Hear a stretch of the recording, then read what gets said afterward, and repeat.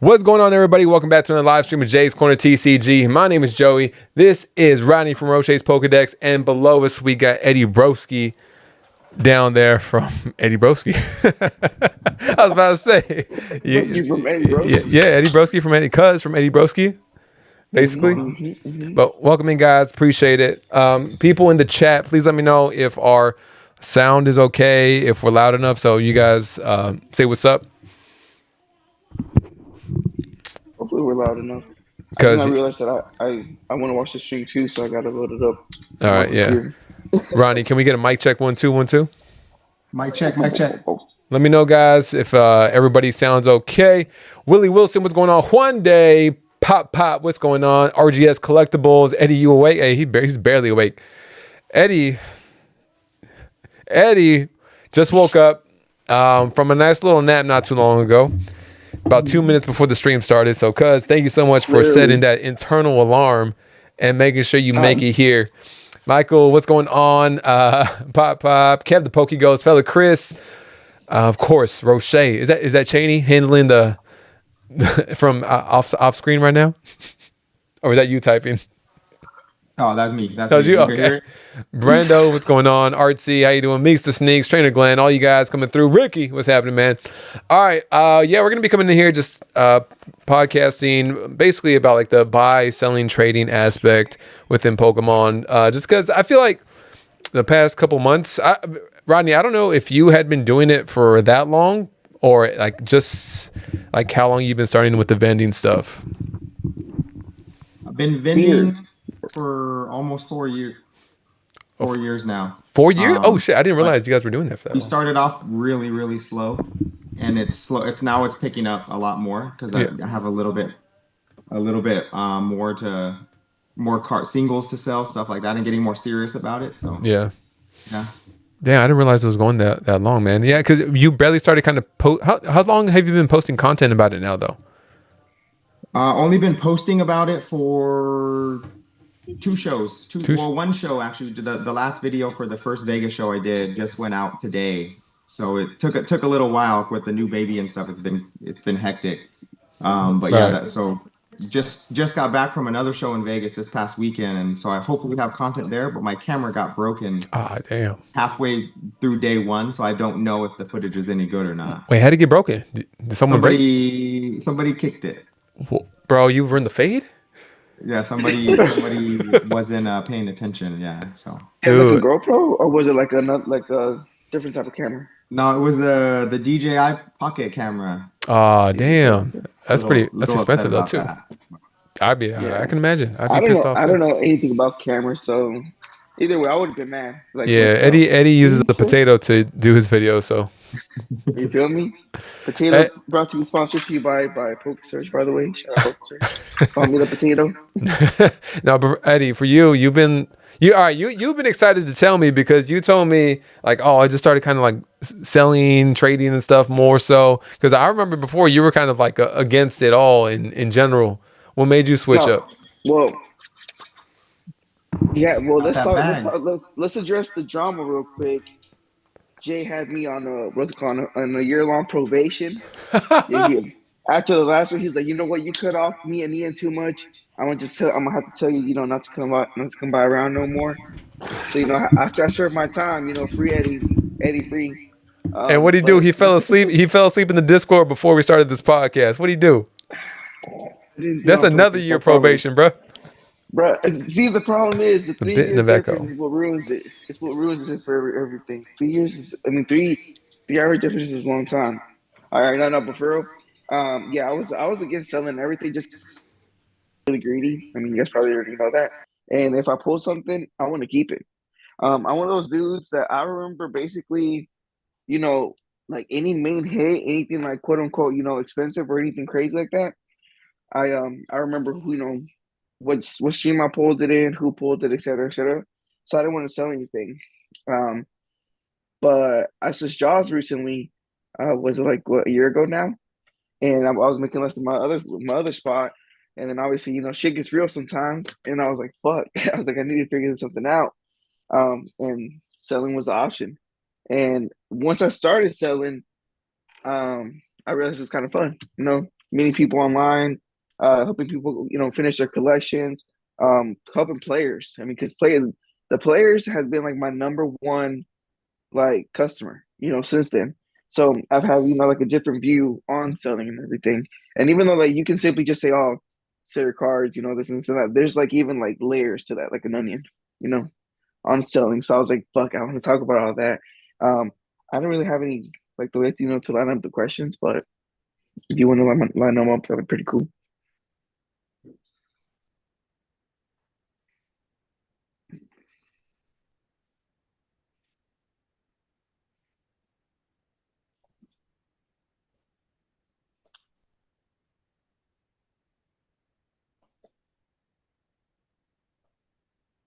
Dang. Franklin got mad at you. Sorry. All right. I'm muted. Apparently I'm muted. I don't know why there's an echo now, guys, but hopefully it's better. I tried to fix it. We back. Well, good thing they couldn't hear that. Anyways, but just like I was saying, I've kind of been starting to vend a little bit more now too. I think for the past maybe 3 months, and it's like a totally different like world outside of like the IG, not IG, but like the YouTube space, because we oh, at least me and Rodney, that we do the repenships and stuff like that. So we're not new to selling and stuff like that, but the singles market is like a different beast altogether. And it's just like keeping up with pricing and making sure that you're keeping up with trends. And I can see, especially like some vendors, they are vicious, man. They'll like undercut the hell out of you, or their prices are like crazy, man. So Rodney, for you, like, how have you approached when you're pricing something out for people like at a card show or anywhere that you're vending? So if they're buying singles, I try to go market. Most people, depending on what the card is, most people will pay market. If they're buying multiple, give them a small discount. If it's $100 and they say I'll take 90, I'll be like, you know what, that's cool. That's 90%. Because if you sell on any other platform, TCG Player, eBay, most other platforms, they're gonna take their 15% anyway, so you're still making money. Yeah. And it just depends, but you also have like like you said, the vicious vendors. Every show I've gone to, especially nowadays, every show I've gone to, like you have 3 or 4 vendors come up to your table and they're like, I'll buy you out at 60% right now. And they try to go after I call it the little guys, not necessarily the little guys, but the people with one table, because they're like, oh yeah, just judgment, you don't know what you're doing. You got one table here, you got two Yeah. display cases. So it's vicious. I mean, you just have to be able to say no and be able to sell at what you're comfortable with. I know me and Cheney pride ourselves on having some really good prices, so Right. we keep that going into the shows. We're not out here like I see people, for instance, at the last show, Umbreon VMAX PSA 10, market price I believe was like $2,400. Mm. People had it for sticker 3,000. That's I'm crazy. like, why? Like, why? They're trying to It might be capitalize there on next some. weekend with the market. It might, but Yeah. like, come on now. And then like people selling Surging Sparks booster boxes for 300 because they're at a show. I'm like, come on, guys. Like, it's already bad enough. You're just making it worse. So Yeah, Yeah, I'm at least up I through see it. Facebook, so I'm at least up through Facebook, so I'm not too like too too well versed with like the show prices Hmm. because I'm mainly selling Facebook. That's I was been gonna like my ask bread you and like what butter. what was your like main method of like kind of selling stuff right now? Because I know you don't go to like the shows or anything like that. Yeah, not like my main one is 100% going through Facebook and selling playables. At first, I started selling, everything, basically all the dupes I had, all the extra stuff I had. Hmm. But after that, the playables was what basically carried me. And then selling to people in South America has like been like my what's it called? What word I want Your to I bread want and to butter or use? what? Not the bread and butter, but it's been like my easiest things. Like so, because where a South American won the Worlds last year, Hmm. like out of nowhere, they just got a flood of like players and stuff like that playing like in South America, Hmm. and like the Costa Ricas, the Mexicos, the what's it called, Honduras, and places like those, and then definitely down there in Argentina and places like those, and Peru. Peru's a big one too. So that's been like my main thing, selling playables to them. Yeah. Because basically, what Ronnie was talking about earlier, like the percentage thing, I kind of don't like to play that game. I'm greedy as hell. So if I'm selling to somebody, I'm trying to get at least 90% Yeah. in shipping. I'm trying to get 90% in shipping. Anything less than that, I'm kind of like, I rather just keep on sitting on it, pause. You know what I'm saying? Then what's it Now called? say that Then one more sell it. time. Say that one more time. You know I'd you didn't rather mean no pause. I'd rather wait. I mean, I've had like like let me give you like an example. Um, for a while, that Arceus V Star was like at $60 or something. Hmm. People would like hit me up and be like, "Hey, let me get that Arceus. You got that Arceus V Star?" Like, "Yeah, I got it." And they're like, "Could you do 45 shit?" And I'm like, "45 shits? Oh no, track David, what?" And then at that point, I was like, man, I'm keeping it. I'm keeping it. Like, oh, it's cost for $50. And then at that point, I remember I would be like, hey, Rodney, what do you think about 45 shipping? He's like, just sell that shit. It's like 80%, 70% sell it. And I'd be like, nah, fuck that. Because in Rodney's brain, I think he was like, just get the money right now. You're just sitting on it anyway. And Yeah. then me, I'm like, nah, I'm gonna wait for the right seller and get at least 60 ship. You know what I'm saying? 90% ship. Yeah. And I think in person is like a different scenario though too, because it's like a instant exchange. Whereas like I feel like over like online, there's a lot more logistics to it, like sending it all the way to South America. Bro, I'm just waiting for well, somebody to say like, "Oh, I didn't get the package." What do you mean? You know? so So whenever I ship to South America, I always go through like a middleman service. I don't ship straight to South America. I always send it to I send it to like in mainly Florida. Florida has like this like middleman service or whatever, and I send it to them. And normally, I don't know, the tax man's gonna feel like this answer, but most of them is through Zelly and friends and family. Basically, it's like IRS, friends and family and Zelly. just let them know. Um, but that's fine though. It's like because you say you're just doing mostly playables. You're not doing any more like regular like singles or like higher end singles at So all? so I basically I switched out all my playables with all my homies around me, where I would trade 100% for 100%.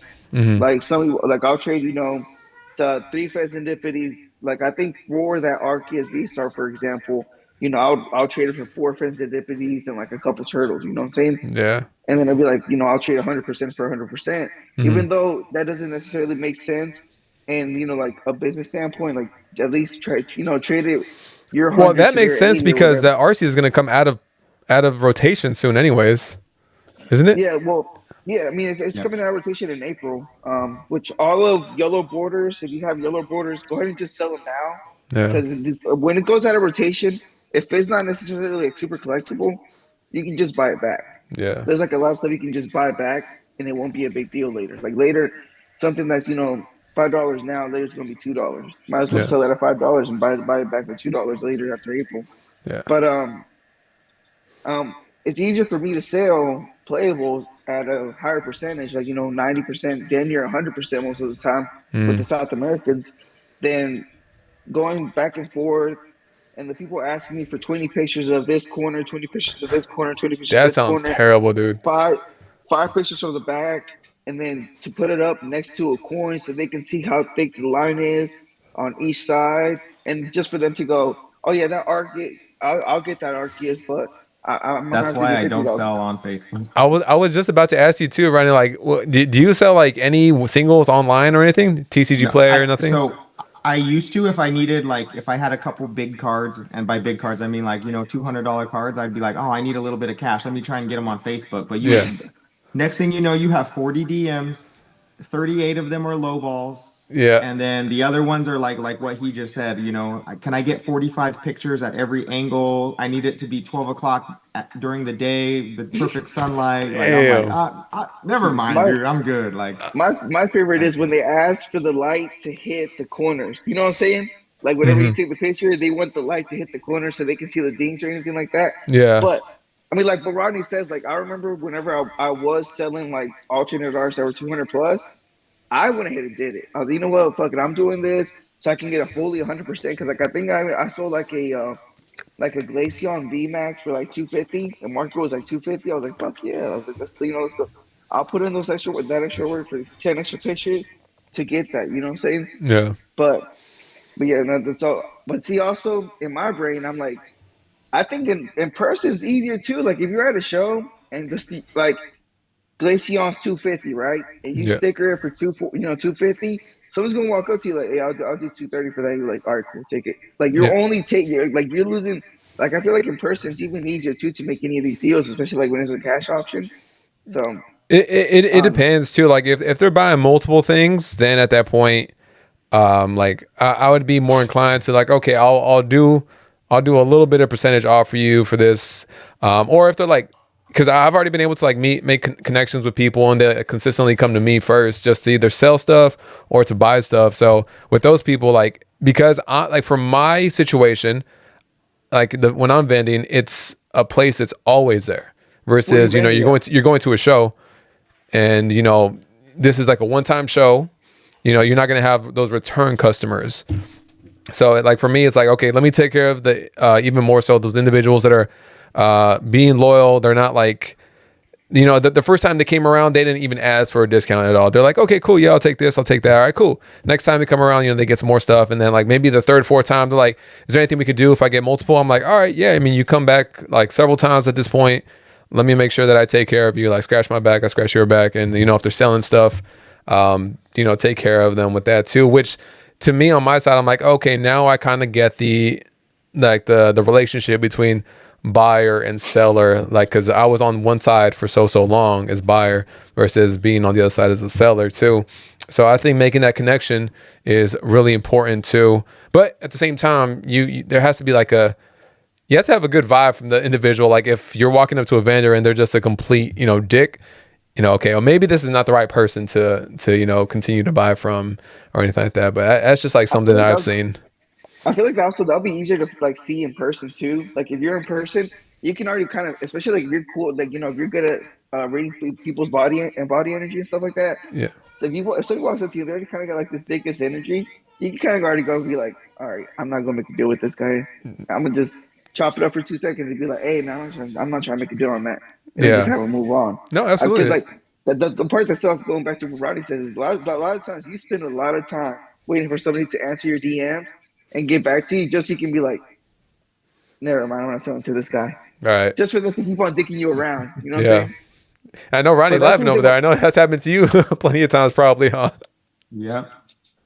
Yep, and It, then obviously also the famous is he still available, and they just don't fucking answer you. You're like, yeah. I said yes. What the fuck? Why would I've you? done that to people before too. Like, is this available? But then I find something else. I'm like, no, I'm cool. I'm always scared to say anything, so I just leave them on red. Even though Yeah. like, I feel like leaving something on red is like more disrespectful than just saying no. You know what I'm saying? Because at least whenever you say no, especially on the other end, you can just say no, and I'll be like, all right, cool. But it's like they leave me on red. I'm like, so do you want it or not? And Yeah. then I kind of hold off for it for a second, and I tell the next person, hey, I got something working on, but give me a minute. And then that next person was already ready to go, but I'm waiting for the guy that's gonna ultimately say no. Yeah. So it's a weird thing, but that's the reason why I guess I found my niche in With the the playables playables. because yeah, because of the playables, like I kind of have like 4 or 5 different customers that aren't gonna ask me for 100 pictures. All they want is a whole bulk of regular EXs, and in my head, I'm like, yo, I just helped out my homie get a gold card, something that he's been missing for his collection, and he just got rid of a bunch of EXs that he was gonna just throw into some bulk and forget Hmm. about it, just because he probably didn't even think like, oh, that vending is $13, but later down the road, he fucking made a sale for it or Yeah. trade for it with me. Yeah. The playable Yeah. market is really even pretty good at like at Frankensons too. Like there's always people coming in looking pheasantipity, especially, man. Like we're constantly out of pheasantipitties. Mm-hmm. Anybody trades them in, they're like instantly gone. What's another one? Ether vessels, night stretchers. Right now, there's Mm-hmm. just like a ton of playables, whether it be like the Dragapult, the Surledge as well, even the Pikachu EX. Those ones like always like people's like go to with whatever deck they're building right now. Rodney, for yourself, Mm-hmm. like with the shows that you've vended, which shows have you vended at so far? So I started out at SD Collectibles, and now like they've gotten so big that they sell out instantly. So I Damn. haven't been down to one in like a year. I've done every Collectagon since 2020. Last year started doing Collectors Expo, and we have another one next month, Collectors Expo in Los Angeles. And then the Front Row Card Show, and only done Vegas, but they're expanding more. Yeah. They're doing one in San Diego in May Oh, nice. we're going to try to go get to. And then Premier Card Show. There's a Premier Card Show up in like Anaheim area, and Okay. the nice thing about that one is it's a 1 day show, so it's like a Saturday only. And having a full-time job, the Saturday only shows are actually like amazing because like I can go there, do what I got to do, come back, and I have Sunday off to do Chill, whatever I relax, need to do. recuperate. These shows where I gotta go to Vegas or the 2 day shows, man, I need days off after because they're literally exhausting. Yeah, man, it's an all day thing, man. And then you gotta do Saturday, Sunday, especially like you going to Vegas. You gotta drive back. You gotta be ready for work again on Monday. You gotta Yep. stream probably on Tuesday. You gotta take care of kids. It's like Yeah. nonstop, man. As is there an experience at like any of these card shows so far that that it's like kind of notable to you that you remember, either for being a negative experience or a very positive experience? I've had both. So I've had a little bit of everything. So when I started, I had these glass display cases, and obviously don't ever get glass. Plastic is the way to go.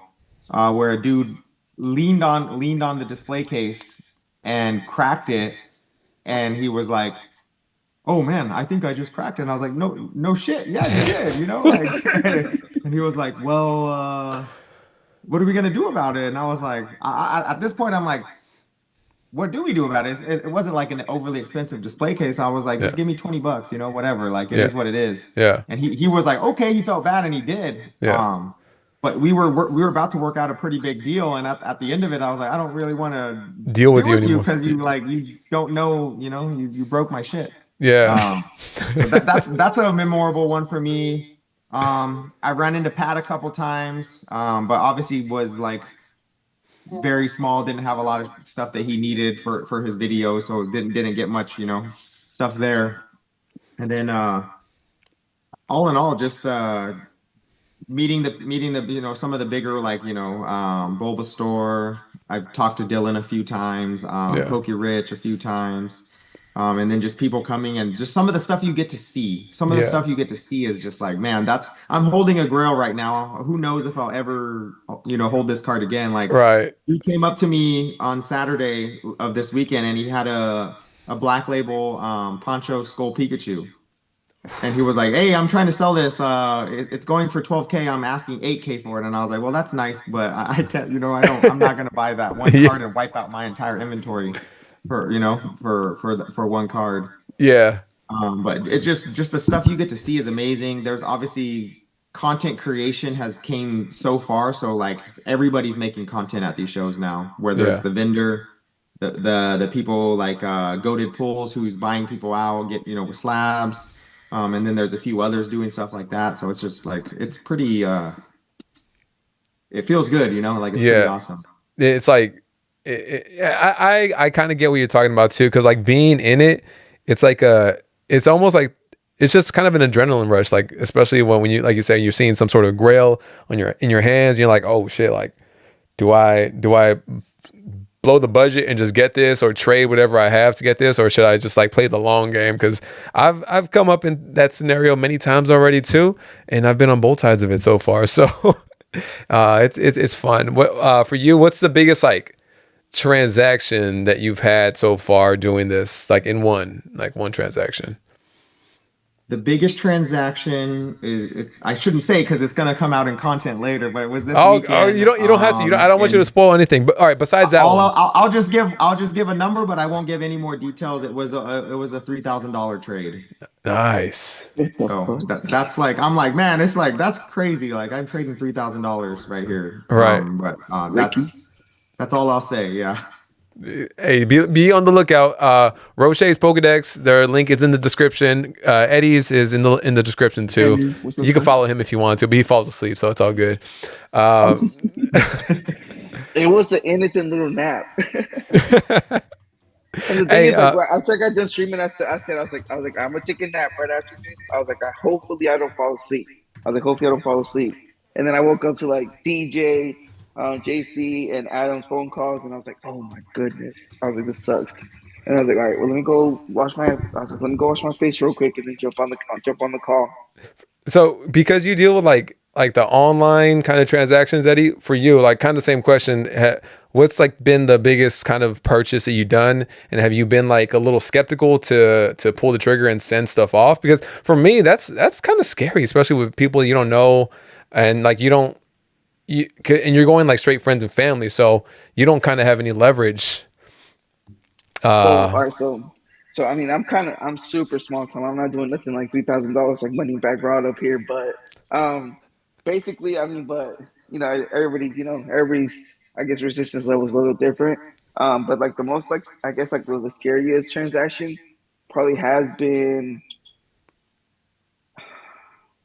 the South American trades, just because yeah, like or sales, just because like I do have one or two of them that they have to do it through not friends and family goods and services, just because they have a foreign number and they can't do friends and family, they can't do anything because they're in South America and I'm up here or whatever. yeah, Um, and I do sometimes get scared whenever like I said because like I think one of them was like maybe like $200 something like that, and it was like all playable, so it was like damn near like 60 cards because obviously like playables are a lot of them they do go for a pretty penny, but a lot of them are just essentially just $2 cards, you know what I'm right, saying? And then this guy got a whole bunch of earthen vessels, stuff like that. So it was like around 200ish cards, or like I said, it was a whole bunch of cards, $200, I mean. And I was worried that once he got it, he was going to do a chargeback, but I don't know, he was pretty cool about it.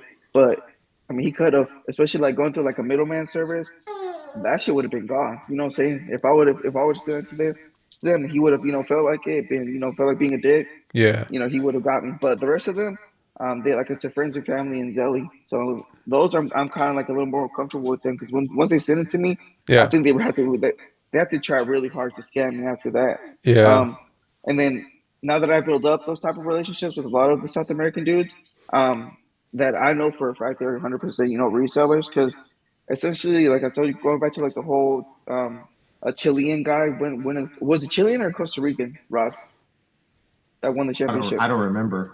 Oh well, the guy Sleepy was so cuz.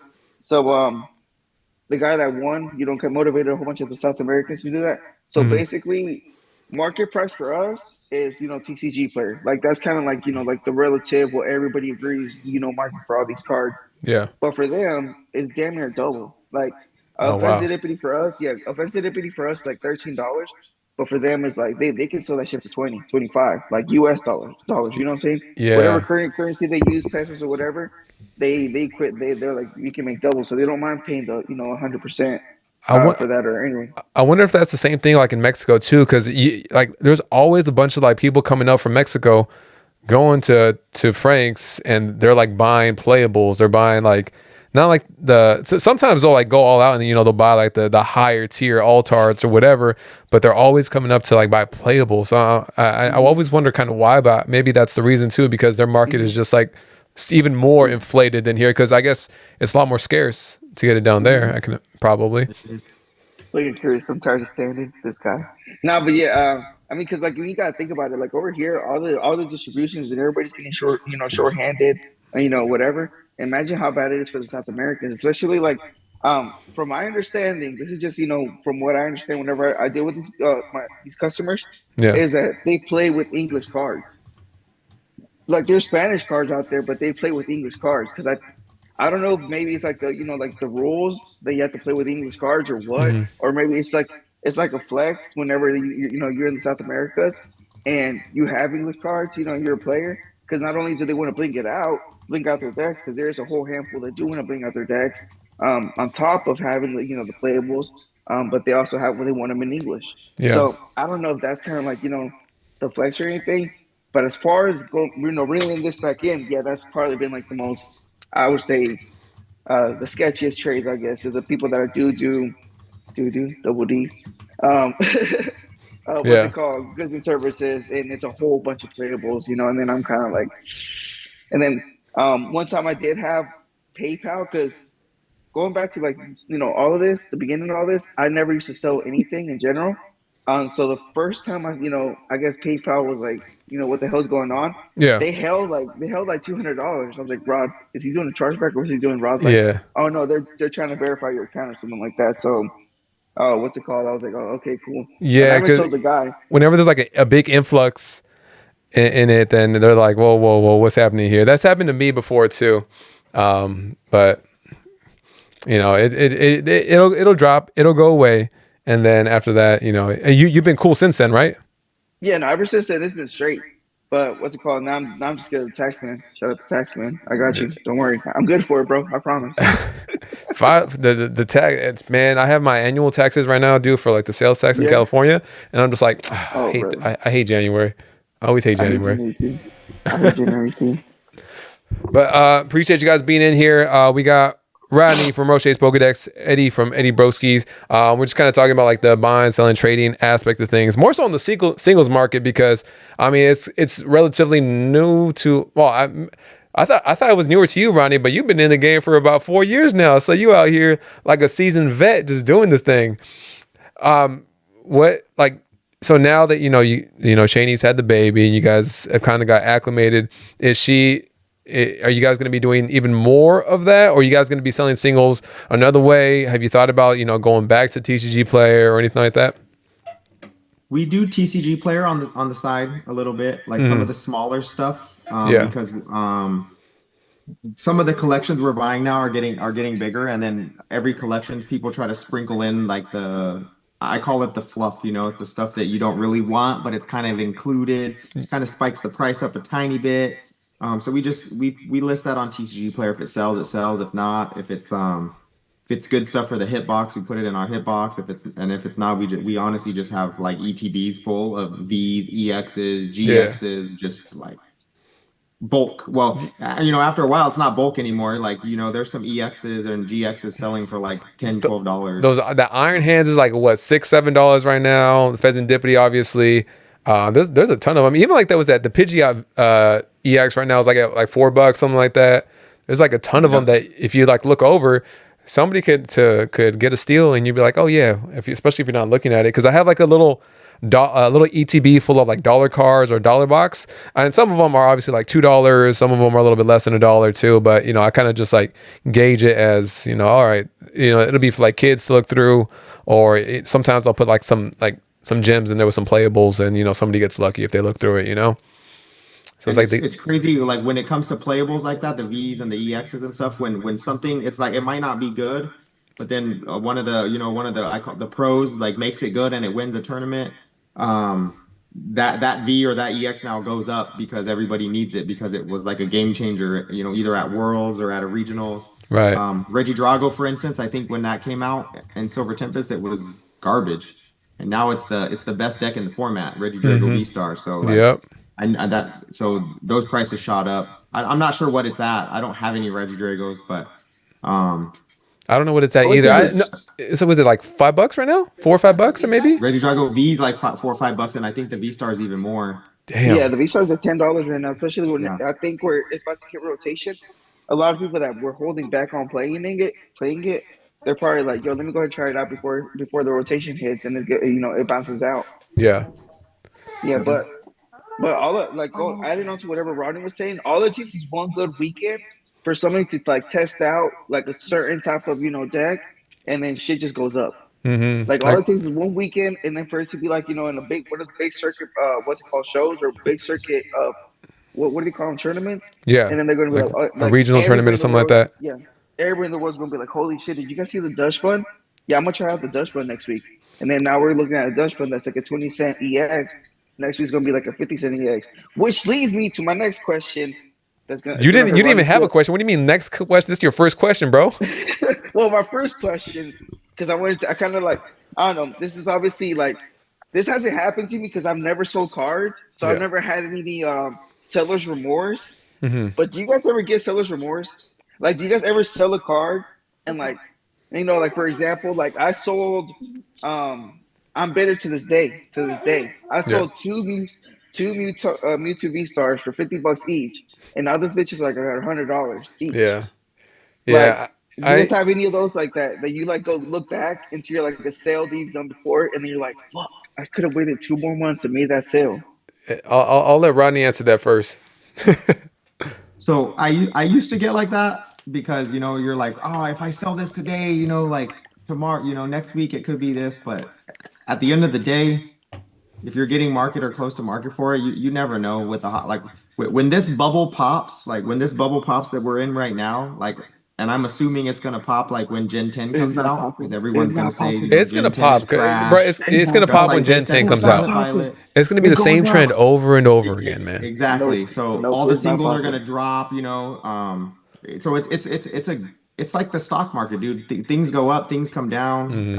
Just sell it and don't look back, don't think about it because you're gonna eat yourself up on that one transaction where, man, this card is this much now, blah blah blah. So it's just you just gotta, do what you do and don't look back. Yeah, I'm on board with Rodney. I think initially I kind of had that kind of seller's remorse. I'm like, damn, why'd I do that?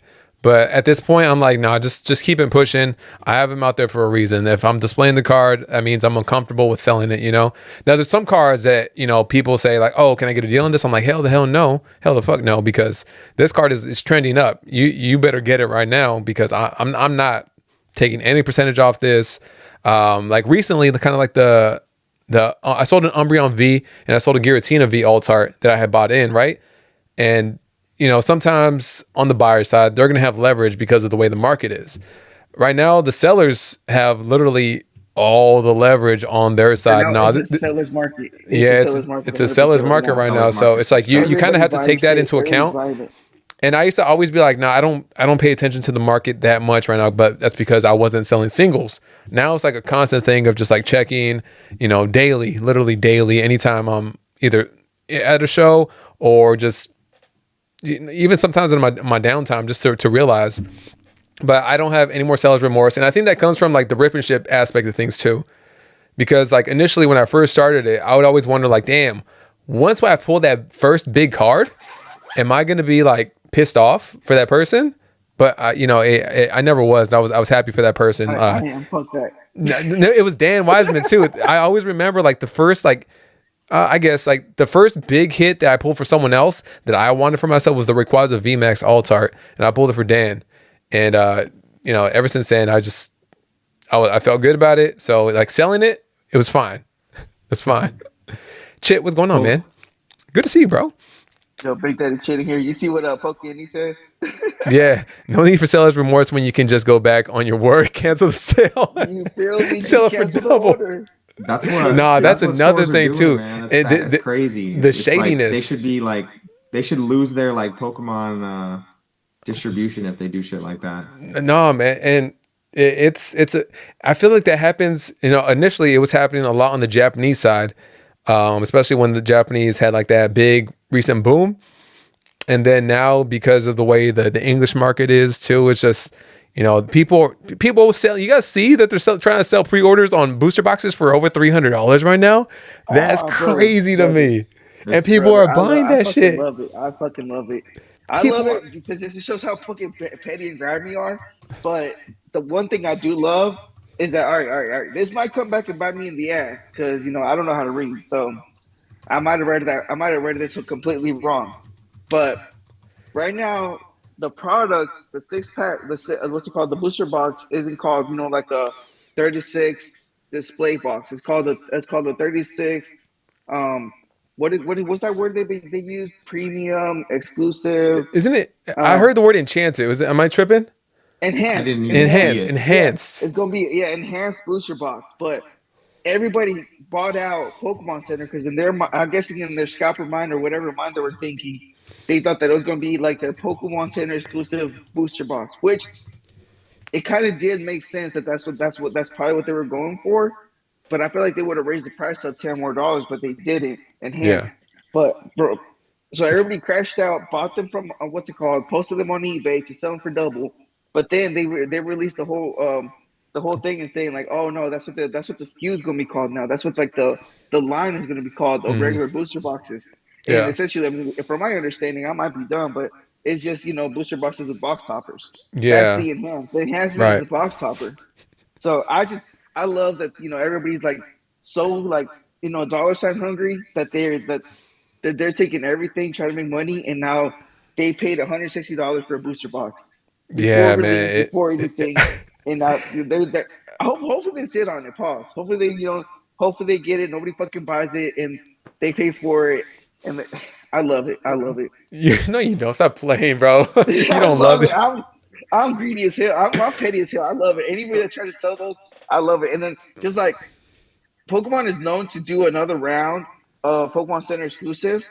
I hope they do another round of the Pokemon Center exclusive of this set and some prismatic. Prismatic, obviously, I think if they do another round, it's just going it's going to be good for the neighborhood and good for everybody. But I don't know, And man. Like the amount of what I think can be possible bots that are like just swooping on this like so quickly is crazy. And I know like I don't know anybody in chat, have you ever been blocked by Pokemon Center? Like and just you're going on there regular and all of a sudden you're blocked, especially when there's a new release. Like that's happened to me so many times and it's like really frustrating and it man, I don't know what they need to do, but they got to figure some method of, combating that, letting people purchase stuff that they actually want. And I also, this could just be me, but I don't like that they reduce the maximum to 2 instead of 4.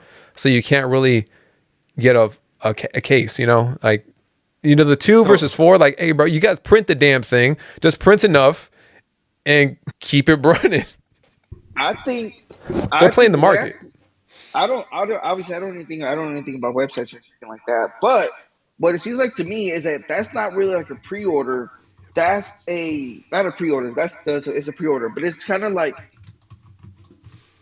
they're made to order. I think what they do is they set up the like the what's it called the hard count to like let's just say small numbers like 200, right?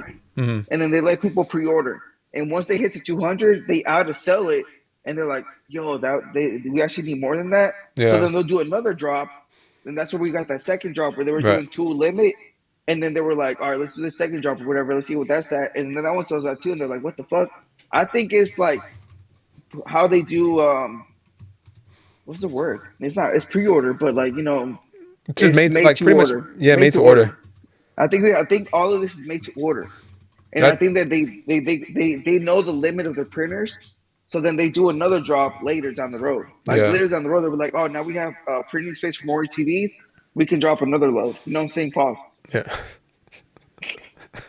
God damn.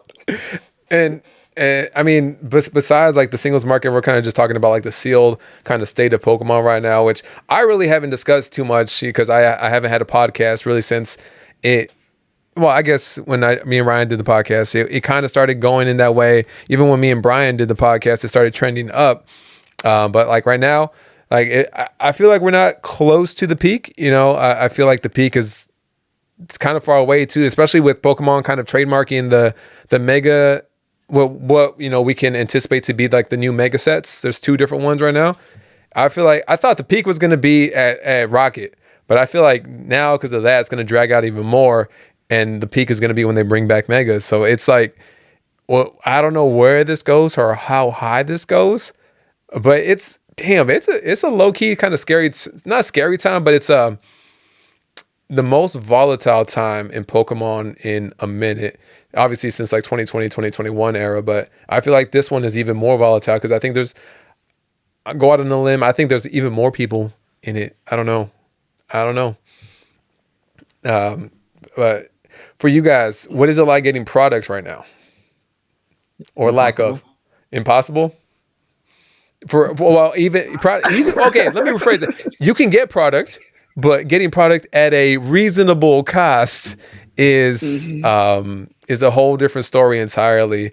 I mean, like I told you guys right now, I just like drove to meet someone up to just buy a bunch of collection boxes just because I'm like, all right, I need stuff. I'm gonna drive a little bit farther than I normally would or care to do, just because it's hard out there. And distros, when everybody's saying distros are empty, the distros are pretty much empty. I think the person that owns the booth I'm at, in Frankenson's, they have distro and everything like that.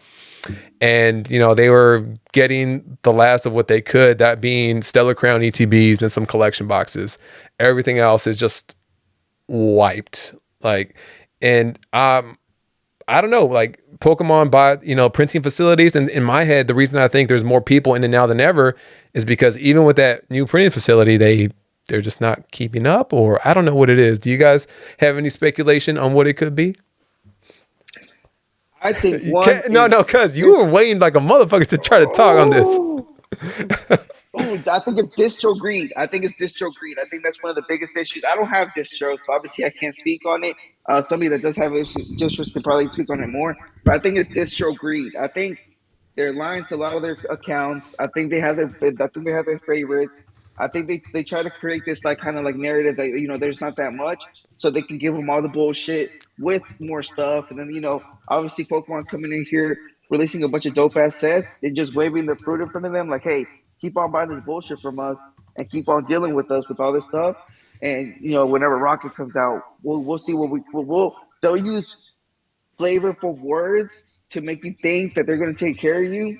So, and at the end of the day, they're just going to be doing the regular shit to you and picking their favorites. I think it's distro greed and what's it called? Going back to just how hard products are hard to find. I'm 100% like one of those cheap dudes that tries to find the cheapest product ever, like everybody else in the world.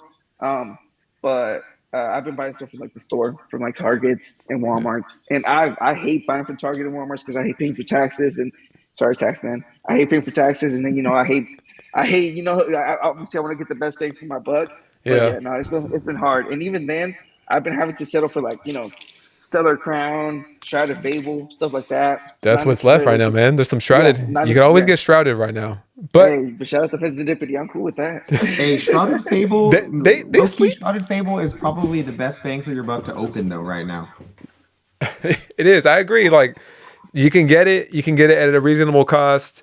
Everybody's gonna shit on Shrouded Fable, probably till the end of time. But at some point, it's gonna be like, yo, y'all got some Shrouded Fable? Because I feel like people are going to be fiending until we get Shrouded, even Scarlet and Violet base. I keep saying Scarlet and Violet base is going up. Paradox is another one that's like still reasonable. I've seen it like 125 right now at the cheapest. So I mean, the way the market is going, if you guys want to open stuff up personally, I would say just don't feed in too much to it. Obviously, if there's a new set coming up, Prismatic, talking about like almost $15 a pack, getting it from wherever you're getting it is crazy. Crazy. Sorry, Jay. Go ahead. You for a second, you're like, that's why I put you on probation, Eddie, cutting you off. But like little PSA, my personal opinion, don't buy the fucking set. Like at $100, $15 a pack, man, don't buy that shit. Yeah. Especially like let's say hypothetically there's beautiful pull rates, et cetera, et cetera. Like let's say every other pack, you're pulling a dope ass, Pokeball, Master Ball. You're pulling SIRs every 15 packs, man. Just don't pay for that shit. Yeah. Like if you are finding it for $100 something, $120, a ATV, man, just keep it sealed. If you did get it, semi retail. But if not, don't open it. Don't open it. It's not a big deal. And I think somewhere down the road, this is giving me major like shining. I think someone in Discord said it earlier. Best Discord around, best Discord town, Bobby Chulos. Shining someone Fates said vibes? in Discord, this is giving everybody Shining Fates vibes. Like like at first everybody was going crazy over it, and then down the road it was just chilling on the bench. I don't think it's gonna get to that point because Pokemon learned their lesson with Shining Legends. But Shining Fates, I think this Shining Fates, yeah, Shining Fates. They learned the lesson of Shining Fates, but I think it's gonna get easier to find. But yeah, for $15, yeah, don't open that shit. That's just my own personal like little PSA. Especially like you're gonna be really disappointed with the hit. Whatever hit you get, you're gonna be disappointed. Whenever we do like dive into like the realm of like speculation on like what we think, man, it's a tough thing. Like whenever we're talking right now, guys, take it like with a grain of salt. Obviously you guys will do whatever you do. I'm not gonna bash you for paying what's the market at on the ETB right now, like $150, $140 on it or something like that for a Prismatic. Too much, way too much. That is crazy. Obviously, the set hasn't released. Don't buy pre-orders by any means. But the thing is, all I see or hear about is people saying like when their LGS gets them in, they're gonna be selling them at market price because that's what the market's going for. So it's going to lead over to like the Targets or the Walmarts whenever they get in. There's going to be they're going to be fighting like nonstop over these ETBs, over these poster collection boxes, whatever it is. 153.38 market right now, Rodney. That's stupid, honestly. Like for an that's 9 packs. That is 9 packs. So I had somebody in the community as well. I'm not going to say his name, but his acronym is in PBM. I was wondering, me and him were wondering, is it illegal to take something out of somebody's cart that it's obviously scalping? I don't think it's illegal, other than like obviously being a cool cat and not wanting to get in an altercation or anything like that. But like, what's actually stopping me from seeing little Jay over here and just going, Jay, well, you don't need 20 ETBs here. Give me 2. Like, is little Jay gonna actually leave me alone, Eddie? Like, you talking about my son? You talking about me? First of all, we run in the fade. You talk to my son. I'm talking about. I mean, there's obviously nothing like stopping. I mean, I guess technically, in a way, it could be stealing because they have it in their cart. But hey, because when you do it, let me know how it goes, or just go live and do it. Strap a little GoPro to your chest. I want to know. You never know. The thing is, you never know what people have on them at this point in time. But like, is it illegal to take it? To like, hey, I see you got like 20. Be a good cat. Let me just get like 3 of them real quick. Absolutely not illegal. Could get trespass, worst case scenario, or punched at Pokey. Yeah, I mean, probably gonna get punched more than anything. Honestly. Yeah. But at the same time, if that person's doing that, he's trying to get his money, and people and their money, they do crazy things. So. Yeah, man.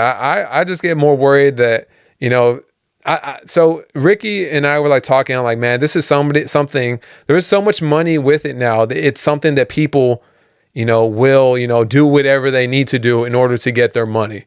So it's like one of those situations because I've seen it. Like I was, I had sneakers collection, all that stuff. And, people, unfortunately got lost. They would lose their lives sometimes over some pair of fucking shoes, which is literally the stupidest thing as a person to get so mad at another person over a pair of shoes. Same thing goes for a child's cardboard game. And here we are, 3 grown-ass adults talking about it though, but we are heavily invested in it, and it's just a real situation that might arise and could arise. And I think it's, instead of people like, not that we have like the biggest platforms in the world or anything, but it's just letting people know like it's a 9-month release schedule for Prismatic.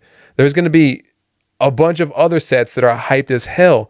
Or, maybe people back down on Surging Sparks a little bit more, and it gives people the time to go get Surging Sparks instead of focusing on Prismatic.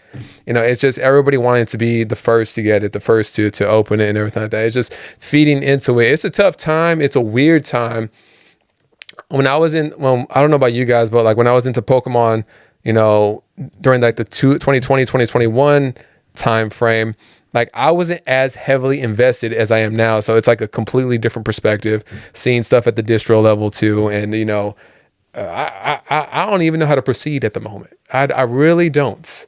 Rodney, how are you proceeding at the moment? I haven't even got to you about how it is for you, like trying to get product or, where you're trying to get product. We have a middleman distributor right now. And so how it goes. Like we get the bad sets, we can get as much of it as we want at a good price. The good sets, we get as little of it at a good price. It is what it is because that person is obviously trying to make their bag too. So we're kind of stuck. Like, oh, Prismatic. Oh, you're getting 2 cases of ETBs, but Shrouded Fable, you can have 50 cases of ETBs. And I'm like, oh, okay. I see how it is. So that's kind of how it is right now. And I don't know.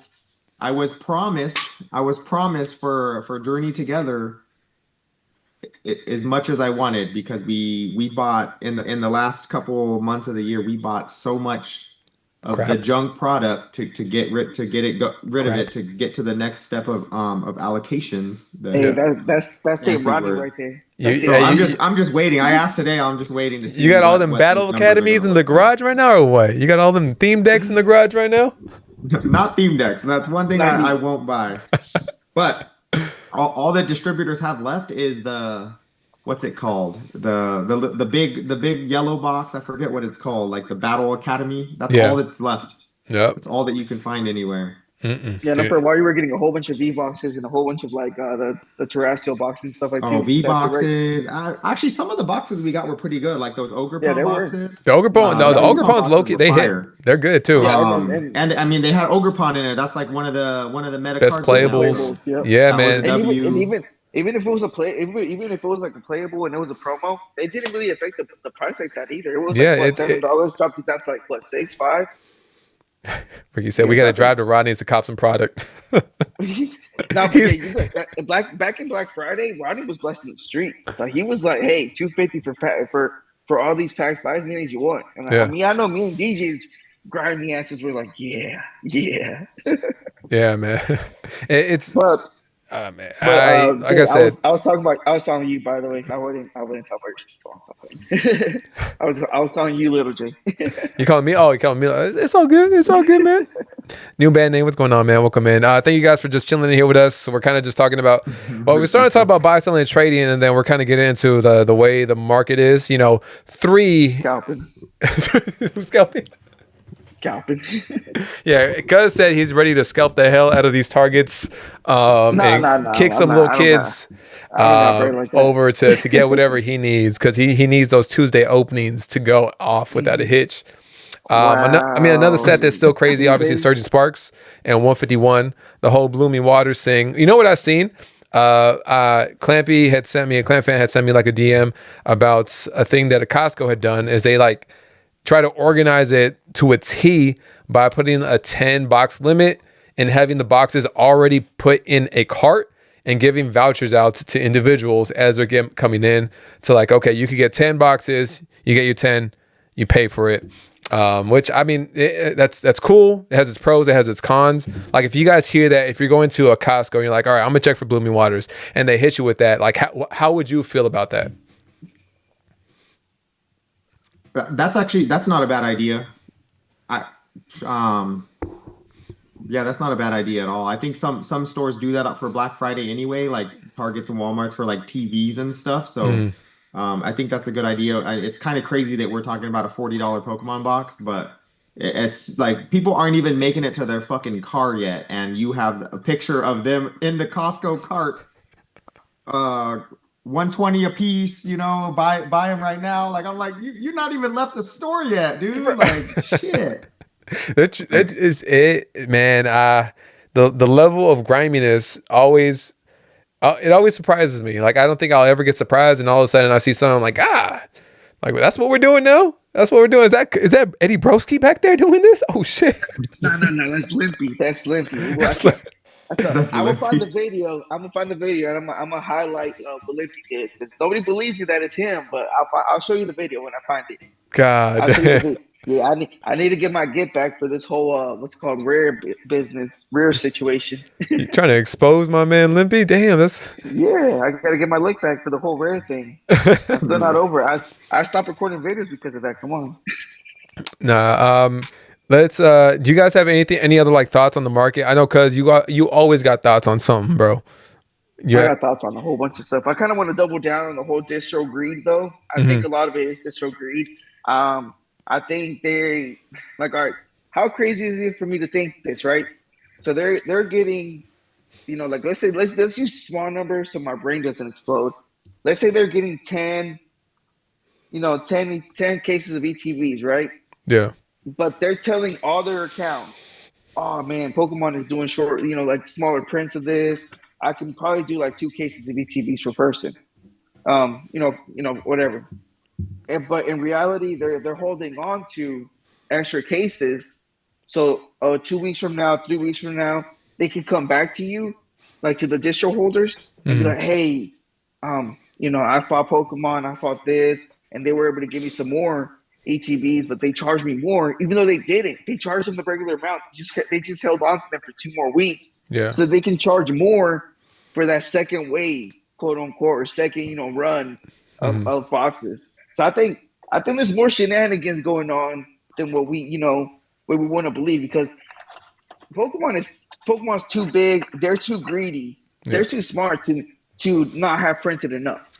Like, I'm not going to believe that. I'm not going to believe that Pokemon didn't print enough prismatic. I'm not going to believe that they didn't print enough sparks. I think it's out there.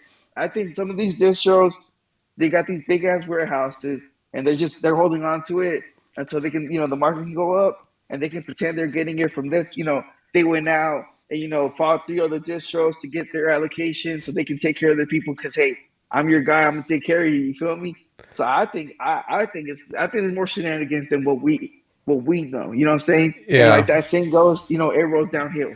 I haven't been in like the know of like how it is at the distro level long enough to like really like speak knowledgeably about how they work, or like I haven't been at that point where like the last time there was some sort of big influx within Pokemon to know of like, but at the same time I'm like, all of a sudden Surging Sparks, there's not enough of it when every single set before that, bro, it was mass, it was everywhere.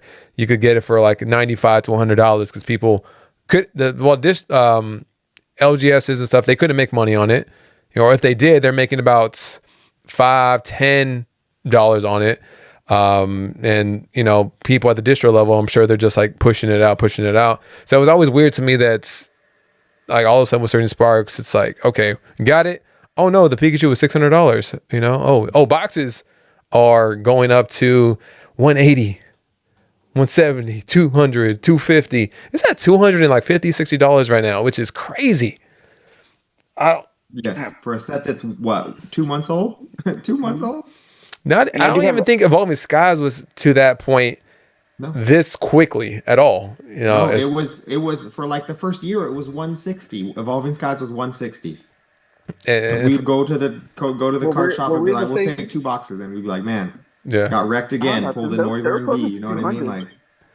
Like I was able to get it for like Evolving Skies. For 110, it felt like months after it was released still too. I just don't, I don't know. I think what Eddie's saying, is partially right. I think it could be a lot of greed and, people seeing the market trend up and like, okay, finally I get to capitalize and make the money on it, which, everybody's entitled to make their money. They're going to continue to make their money, but it's a weird time. It's a crazy time just because there's so many people coming into it. So I think the people that are coming into it are paying these crazy prices because they don't know. Yeah, they don't know. They don't realize. Mm-hmm. Yeah, I think the newer people jumping back in the community is what is setting the price. And then us that been here for a while, we're like, bro, what are you guys doing? Just relax. Yeah. I think it's lack of experience with it too. They probably do think it's a lot more rare than what it actually is, but they don't know that with them buying it at that price, like they're just fucking it up for everybody else. Yeah. New band name said, to be real, I hope the greed conspiracy is right. If not, then it's real demand and these prices are here to stay, said new band name. Yeah. I'm trying to figure out which it is, because either this is true and people are just with, people got a lot of money in this shit, like outside of this too. And if more eyes are in it, there's more people coming in that actually got that money like that. They can buy up product on product on product, man, and just stack it up and release it as they wish, so it's like you make a good point right there, a point that I don't bring up too much. That's kind of new, but there's a lot of new content creators in the space about investing that say like, invest in Pokemon, don't invest in the stock market because your rate of return is like 10x in 2 years, 2-3 years, something you're never going to make in the stock market unless you day trade and get everything right. Yeah, I think that's bringing a lot more eyes from a lot more people that have a lot of money, and these people with a lot of money go and say, hey, I want to buy 2,000 cases. Nobody's going to say no to that. Right. Like that's a lot of freaking money, and they have it. They're good for it. So it's like, okay, take it, make that back quick. So I think just all the investment channels that are just kind of pointing out the trend in Pokemon over the last 27 years, 28 years, whatever it is now. You buy a box and you keep it sealed in 2, 3, 4, 5 years. Yeah. You have at least a 5x on your investment, right. And maybe even more if it's a really good set. Yeah. And like, not just that, it's like a physical thing. It's like a physical thing you can hold in your hand, unlike, like sharing a stock or whatever. Right. And you know, it's like a little game of chicken. Just looking at the box, going, "You want me to open you, but I'm not going to." So like speaking of like a couple different aspects, I see the chat like talking about the scalper aspect of it, it's the reseller, the breaker aspect, the investor aspect, collect. It's all bubbling into one crazy scenario in which skyrockets prices of everything. I mean, Fusion Strikes are what's selling like at $500-$600 now. Lost Origin is like at $400-$500 or something like that now. These are numbers I'm kind of rattling off my head that I think I kind of saw last. So you're right. Yeah. I should be right on the market with that.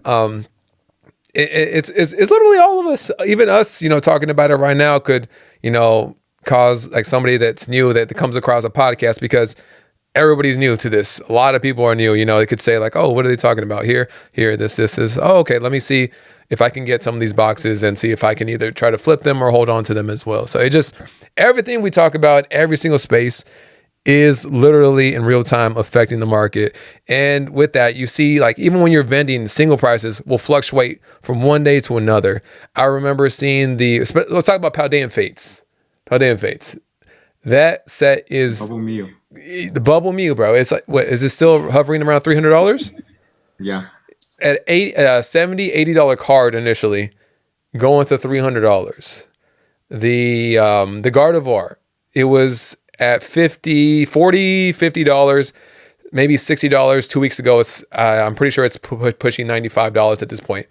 I mean, that's not a normal increase. It's not. It's just all of us kind of together, unfortunately, you know, and you know, it's no fault of any one individual, but you know, there was a point in time when we were kind of all bitching about Scarlet and Violet, at least a majority. I can't speak for everybody. You know, Scarlet and Violet base came out. We're kind of why you pointing fingers like that, cuz?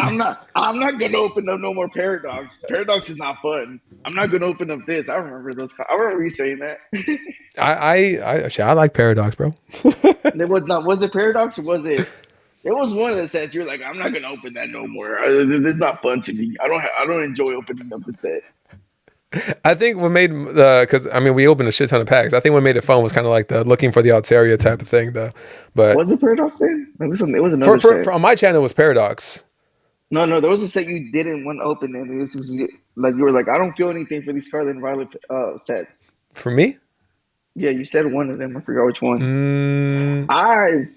It was probably either base or. It wasn't Paldea Evolve, because Paldea Evolve was a little bit better for me. Was Paradox the fourth set? Yeah, it was the fourth set. Damn, I don't remember which one. Honestly, it could have been Obsidian Flames at the time. It could have been Obsidian or Twilight. Yeah. But it was Twilight. It was Twilight. It was Twilight for me? I think, yeah, because I don't think you liked it. I think the only thing I think it was Paldean Fates for me. Paldean Fates. I don't like Paldean Fates because I hate metal sets or special sets. ETB sets, fuck them. I still don't think Paldean Fates is that great of a set. I mean, it has, just because it has the Mew now, it has like a crazy price point to it. I still don't think it's that crazy of a set, because when I was opening up Shiny Treasures, I was like, nah, this set kind of sucks to me, you know? Yeah. And then getting I'm not a big baby shiny fan in general. Yeah, so, I'm whatever with the baby shiny. I might have said it too, because I didn't like Paldean Fates really. It's like you have this set with 200 secret rares, but 190 of them are baby shinies and 4 SIRs. Like, come on, like. But a lot of people like collecting those baby shinies. I see people all the time asking for. It's crazy how many people are trying to either master that set right now, or they're trying to find all the baby shinies. And I'm just like, I don't really feel anything for the baby shinies. It reminds me of Shiny Treasures, and not Shiny Treasures. It reminds me of Shining Fates, and I'm not big on Shining Fates, which is crazy because I like Hidden Fates. I'd be like, oh, I love Hidden Fates so much, you know. But it's probably just because we haven't pulled the Zard. Once I pull the Zard, it's like, all right, cool, we're good. I know. I've been done with what's it called though, with Hidden Fates. Hidden Fates, I was done before everybody else was already. When everyone was still like, oh, Hidden Fates, the little SG49, like, I was like, fuck that. I'm not gonna open that shit. That shit was trash. I pulled the hyper rare Charizard from Burning Shadows before I pulled it at a Hidden Fates, and I was like, okay, this is what we're doing here, huh? Colin's dad, what's going on? Shiny pieces of cardboard and things, what's going on? He's trying to complete Paldean Fates right now. Hey, don't mind us shitting on the set, man. Just because we say we don't like a certain thing doesn't mean that somebody else can't enjoy it. Everybody has their own opinion within this hobby. And I think that's another thing too, that people get too caught up in deep in, and they're like, they get mad about. Like, just collect whatever you like to collect. Just because I don't like it doesn't mean like somebody else can't like it. So don't let Cuz ever tell you anything about that, because he's kind of You just reminded me something. Like what's it called? We gotta eventually bring it back to Scarlet and Violet sucking for some people. Like I said, me personally, it never sucked for me. The only thing I didn't like was that they needed at least 10 more SIRs in Obsidian Flames. I think if they would have had 10 more SIRs in Obsidian, I know it sounds crazy for me to say that, but they would have added 10 more SIRs in Obsidian Flames, it would have made it a better set. Scarlet Violet base was already really good, but if they would have added like maybe 2 or 4 more, that would have been perfect, because Paldea Evolve was Chef's Kiss. It got deep without everything, right? Pause. Yeah, Paldea Evolve was beautiful. Like that one had so many SIRs. Oh god, this guy's here. Olympic. So many SIRs, and you know, but if you could, like, you know, one SIR per box like that today in front of you guys. If you guys were like, hey, let's open a Paradox or a Rift box, I'd be like, nah, I'm good. Let's open up a Twilight. Nah, I'm good. Let's open up Paldea Evolve. All right, fuck, let's do it. Because I know I'm going to, you know, there's a chance for a Magic card, and there's a chance that I'm going to get a decent SIR. You know what I'm saying? That's an expensive box now, too, though, man. It's at $200 now. 200. Yeah, hey, bro. let's go. I think you know, 200 Paldea? Yeah. Yeah, Paldea Evolve. Yeah, man. It's dumb. It's dumb. Like, seeing, you know, I'm not used to seeing the market fluctuate this high so quickly in real time, and it's crazy to see. You could wake up tomorrow, check the prices, it'll go up again. And like I said, I don't know when we're gonna hit that peak, but I don't see it coming very soon. I don't say that to fearmonger. I say that to just inform as well. This is the second time I've seen it, Jay. You're right. I don't think this year, 2025, it's gonna get even worse. It's gonna get worse before it gets better. Yeah. Well, with the lineup they have, like the final block of the season, the which I love generation, the design. I love the design. It's going to be crazy. I mean, let's talk about the new set, the Journey Together set. I mean, we don't have a lot of info too much, like on like the amount. Like, we don't have too much info, like as far as what the cards, all the cards look like. We know like the end with the Reshiram right there, and he has a promo with Zorua right now too, right? That's gonna be the box topper, I think. The box topper, right? I think there's a couple other things. There's a Lily card in there with who's her Pokemon? Clefable? Clefairy? Yeah, Clefairy. Is it Clefairy? Yeah, like I'm all for it. Like, I remember a while back, like hearing like, oh, they're gonna hit us with all these like the Eevee sets. They're gonna hit us with a freaking the partner sets again, going into Rocket, which, you know, everybody was hyped about that. And, you know, now they're going to bring back the megas probably at the tail end of Scarlet and Violet. I mean, Rodney called it. Pokemon, they're assholes for doing all of this at one point, low key. They are. They are. They're assholes, but like it's blowing my brain that they're doing it in one block. Usually they take a mechanic for 4 sets, but they're doing it like, you know, for four sets one mechanic. And this one, they're like, hey, fuck it, let's do it. Because in theory, me and Rodney have been talking about this like so much. It's crazy. Normally what they do is they'll do one mechanic for 4 blocks. They'll do 8 blocks of the main set, Scarlet and Violet, and then they'll do the last 4 of like, you know, let's bullshit and fuck around and do this right here, right? Yeah. Usually it's DLCs. Usually it's like, you know, the next one-up game. Like they did the tag teams in Sun and Moon. They did V-Stars and Arceus, whatever. And I was expecting ZA to already be out. And this set to be the second set. The set with that we're getting right now in the SV9, for that to be the second set, and the Mega set to be the first one. I thought they were going to, you know, do the switcheroo, because me and Ronnie were talking about this months ago, and then I made a whole video about it. Mega Charizard Y on the way, calling it. Mega Charizard Z. Yes, Mega Charizard Z on the way, calling it. Put a fork in it. You know they're gonna hit us with the Charizard, man. That's the MO right there, and we are. And there's gonna be 50% hate and 90% love for it too, which doesn't add up, but that's exactly how it's gonna be. Mm-hmm. And then I think there's gonna be like a mega version or something crazy of Zygarde. It's gonna be like an ancient trait Zygarde, like how they did with Rayquaza. Well, because they're bringing back the black and white. Who said that right now? New band name. I forgot about the whole black and white callback that they're going to be doing as well too. So we got that smack dab right after Rocket. It it just blows my mind how many different, like you said. ZA is Gen 6 though, right? Is it connected? I think is it connected? 6. Yeah, it is, right? Because Z through A, it's going to be black and white. You're right. Yeah. No, you still said it again. Mega Jolteon Z said Olympic. Yeah, I mean, it's going to be a hell of a ride, boys. It's going to be a hell of a ride. Yeah, no, this is going to be crazy. Put your seatbelt on for sure. But Jay, this is the second time. Rodney, I think this is our second time that we've rode in this roller coaster where shit just out of nowhere goes crazy. Like, I think this happened obviously with Evolving Skies and all those that out of nowhere, the tag team sets started going crazy, and then all those were like, "Oh fuck, we missed that bus." But like now, all of us were already here for the all the alternate art sets were, so we're all like, "Hey, we got a couple, got a couple back here." But you just blew my mind just now whenever you said, Fusion Strike is already 500. Like, holy shit. I just sold one the other day for 200. Damn! Let me hold that real quick. Hold on. Dang. No, bro, you left me on red. I did, bro. I did. Honestly, I did. He can't. I can't even lie. I did. I was like, I can't. I was like, I didn't want to at the moment. Get you. What's happening, man? Yeah, What's up? I think what I have left, I had picked up. The craziest thing I did was get some LO at 200, and literally a couple days later is when it started hitting like 300, 350, something like that. I was like, oh my God, thank God. I sold the case of LO for like 11. Oh. Yeah, I mean, it's okay. So, like I said, you don't have any seller's remorse, man, because you got what you wanted for at the time for whatever you needed it for. Yeah, and I needed it at the time. Yeah, it's tough.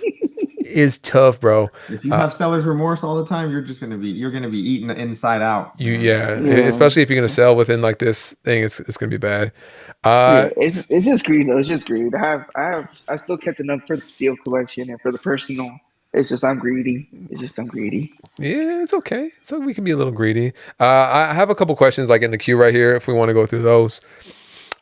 Sleeping Snorlax said, post on eBay or start a website, which is better?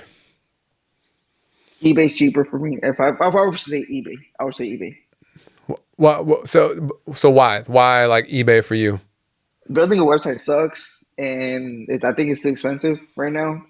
Especially if you're already going to be doing the singles, might as well do it on eBay.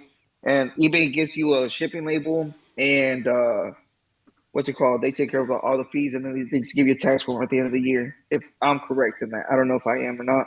Because you have to meet that $600 threshold, I think. There's a threshold I think you meet before they send you a 1099, I believe. It's $600, yeah. It's $600. Yeah, but you're going to hit that immediately. With Pokemon, you're going to hit that. Yeah. Two transactions. You still have two cards. Yeah, it's a wrap. But Eddie's right, and I'll piggyback off what Eddie said.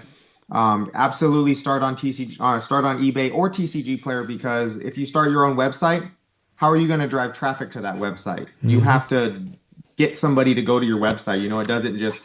It doesn't just appear to everybody. It has to be found.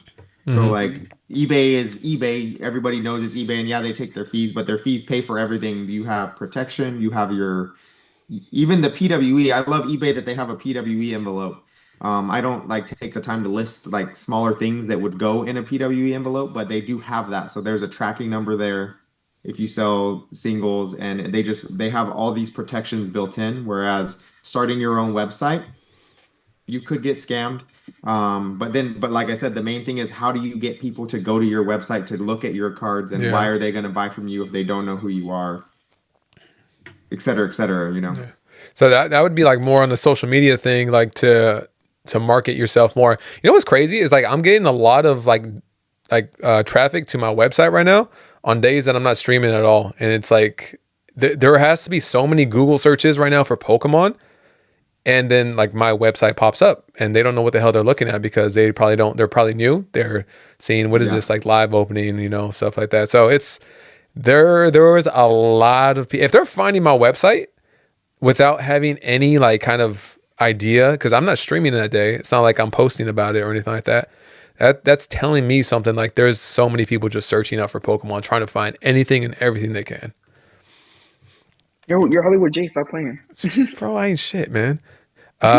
Legacy Slab But said. wait, Oh, go ahead. if there was a C option though, if there was a C option, Facebook Marketplace, and Facebook groups. Yeah. Find a Facebook group that you fuck with. If you like the group, there's plenty of groups out there. So someone can be like, oh, I don't fuck with Facebook because the groups are petty, the groups are this, the groups are that. Then find one that isn't. There's so many groups. Find one that isn't. If you roll with it, so there. If you trust it, so there. That's that like option C. I would say that. And then option D, well, Rodney said TCG player. I don't have a TCG player account, but I kind of wish I did sometimes because I feel like it's easy to sell on TCG player as well. Yeah. Discord too. Being involved in communities like that, some active Discords and everything is another one. All the marketplaces there. There's a lot of outlets. It's crazy how many outlets there are to like sell Pokemon right now. It's wild. Legacy Slab said. Sorry, my bad. Legacy Slab said today, Journey Together was posted on pre-order. Do you see the FOMO also hitting this set like Prismatic? I mean, I feel like we kind of touched. I think probably this was probably a question from earlier from Adam, but we already see it with how quickly it sold out. Man, did you guys even look on the website today for Pokemon Center? I was able to snag 2 Pokemon Center ETBs. You were? Yeah. Nice. I just got charged for my Prismatic ETBs today. So those are going to be sending out. I did too, actually. That's good news. Good news. I was worried. I was going to get like just like, oh no, you didn't get them. Like I was like, oh damn. But yeah, I got charged today, so those will be on the way. I've actually never seen somebody get their Pokemon Center pre-orders canceled. Like people have told me, oh, I got my canceled once, but I was like, did you now? Did you? Because I don't know. Like I said, for me, I think is their order 2 number, not their pre-order number. I don't know. It makes sense in my head whenever I say it like that. Yeah. Okay. A lot of people saying, all right, shiny piece of the cardboard and things, saying I got charged for Prismatic today as well. That's dope. Lately, Whatnot has been taking a big piece of the pie and sales, said Cobra Diamond. Yeah. I mean, Whatnot keeps on growing and growing and growing, man. You guys see the guy that was opening up Prismatic was a couple days ago, right? He got banned after though, or something like that. Good. Whatnot is the worst. Yeah. Like it's just I don't even know what to say about Whatnot. Like you literally don't show your face. You're just big time, buzzball ripper, and you make an account, you scan 20 people, and then you get banned. Even if you get banned, you're just kind of like. All right, make another account, or he got banned, made off with people's money. Whatnot is like just so it's weird. Whatnot is weird. Drip is weird. Like Big said he got banned for a day, and he's back ripping Prismatic now. So you could tell how much Whatnot really cares about the way they. But that's not a ban, and that's exactly. That's a timeout. But also, all right, can we not be Weenie Cut Jr.? It's only a week early. I don't know. I mean, it's just a week early. Like, come on, let's not be Weenie Cut Jr. Let's just. I was like, does it even matter? Just like if people want to pay $20 plus shipping on Whatnot for a pack, let them. I think it's more so of like the terms and service of Whatnot is supposed to be. I think they're trying to save face. Oh shit! What the hell was that? What the heck? How'd you do that? Party time. Anyways. What the hell was that? Oh my god! I think it's more so like we're not hearing all like the backlash of like how they run or how they are, and they're trying to be better about it, but at the same time, like what is the point of doing a day? Like if you're gonna double down on it and like stand for something, like really double down on it, 30 days. Yeah, like something worth it. If this is parts of like the terms and service issue that you guys are talking about, like, oh, okay, I'm going to go ahead and start ripping the set and charge crazy prices. I'm only going to get done dirty for a day. Make it back after that again. Hand gestures activate reaction, said Hero Nor Villain. Do you guys get hearts? Any hearts? Oh, I love the chat. Acid Jordan, I just subbed. Hey, I appreciate that, man. Thanks so much for subbing up to the channel. Welcome, Acid Jordan. Hey, Ricky, appreciate you welcoming in a new sub. Let me go back. I know we had a couple other questions. If you guys have any questions, there's like a questionnaire you guys can go to over here in the chat. I did want to bring up something to like. Yeah, go ahead. I forgot to even mention this in the beginning because I was still like, but what's it called? One thing too that like helped me in this whole like selling thing is going back to like, you know, when I was telling you guys about my greed, I just wanted to like collect everything. I wanted to have like an alternate art binder, have an extra alternate art so I could put it in the master set. I wanted to master set every single set. I wanted to do all this. One thing that also kind of like, you know, I had an awakening of is that I don't need to collect everything. Mm-hmm. I don't need to have, you know, 2 alternate arts, one for this, one for that. I don't need to have, you know, all this other shit. Yeah. So I had to what's the word? You guys use that word a lot. Condense. It's not condense. It starts with a C though. It starts with a C. Consolidate. Consolidate. I had to consolidate my collection. Like really just think about exactly what I want to collect and what I, you know, quote unquote can't live without, quote unquote. You know what I'm saying? Because obviously at the end of the day, it's just, you know, it's you know, it's cardboard. You know what I'm saying? Talking about cardboard. Cardboard, what's up, buddy? Yeah, CBR was good, bro. You know, thanks for the raid. But what's it called? So like, yeah, I was selling like my duplicate, you know, alternate art gold, trainer galleries and stuff like that. Because I was like, you know what, I just need 1 copy. Put it in the master set and forget about it. I'm still gonna be a master setter and a seal collector, but like all the extra shit, sell it. Yeah, I mean, not that you don't need it, but at the same time, it's kind of like why do I need it now? It's like if I want something else enough, I'm willing to part with these extras that I have. It's just kind of like the way that I, you know, always look at it. I feel like CVR Raiders give us a $10 for each person here. So RCG's RC. No, don't do that. Bitchy boys, appreciate you being in here. Always chasing that bag. Say Yagua. Thanks for the raid, CBR. Hey, appreciate that, Ricky. Thanks for throwing that in there. Yeah, thank you guys for coming through. We're just kind of spitballing different things we've like kind of seen within like the markets, you know, and then buy, selling, and trading. And I mean, you kind of talked about something right now, Eddie. Kind of like what's the best, like any, like, I don't know, tips, or if anybody wants to get into like buy, selling, and trading, like either as a vendor or like online, is there something, Eddie, that you've done that could be helpful to someone else that like you've seen or anything? The same question to you after that, Ronnie. So all right, if you want to think. So time is a huge thing, right? Mm-hmm. Time is a huge thing. You don't want to waste your time. You don't want to waste their time. Yeah. So be super black and white about the conversation. If someone's going to buy it from you, don't play the back and forth. Try to give them as close to the bottom line. I had this one guy that was like, hey, I'm looking to buy this because I put up a picture with timestamp and all that shit. Because like I'm looking to buy, you know, this card, this card, this card. You do 75% ship goods and services. I went ahead and just told them, hey, for those cards, I'm not looking for anything under 90% shipped goods and services, 100% out the door. You know what I'm saying? And I just draw the line right there. And then if they want to say something, you know, in the background, if they want to do it, you know, not that background, if they want to, you know, rebuttal and say some other shit like, oh, eBay, I can buy this card at eBay for this amount of much. I'm like, go ahead. Yeah. Go ahead. Because if they really can, they would have. If they really could buy that deal somewhere else, they would have.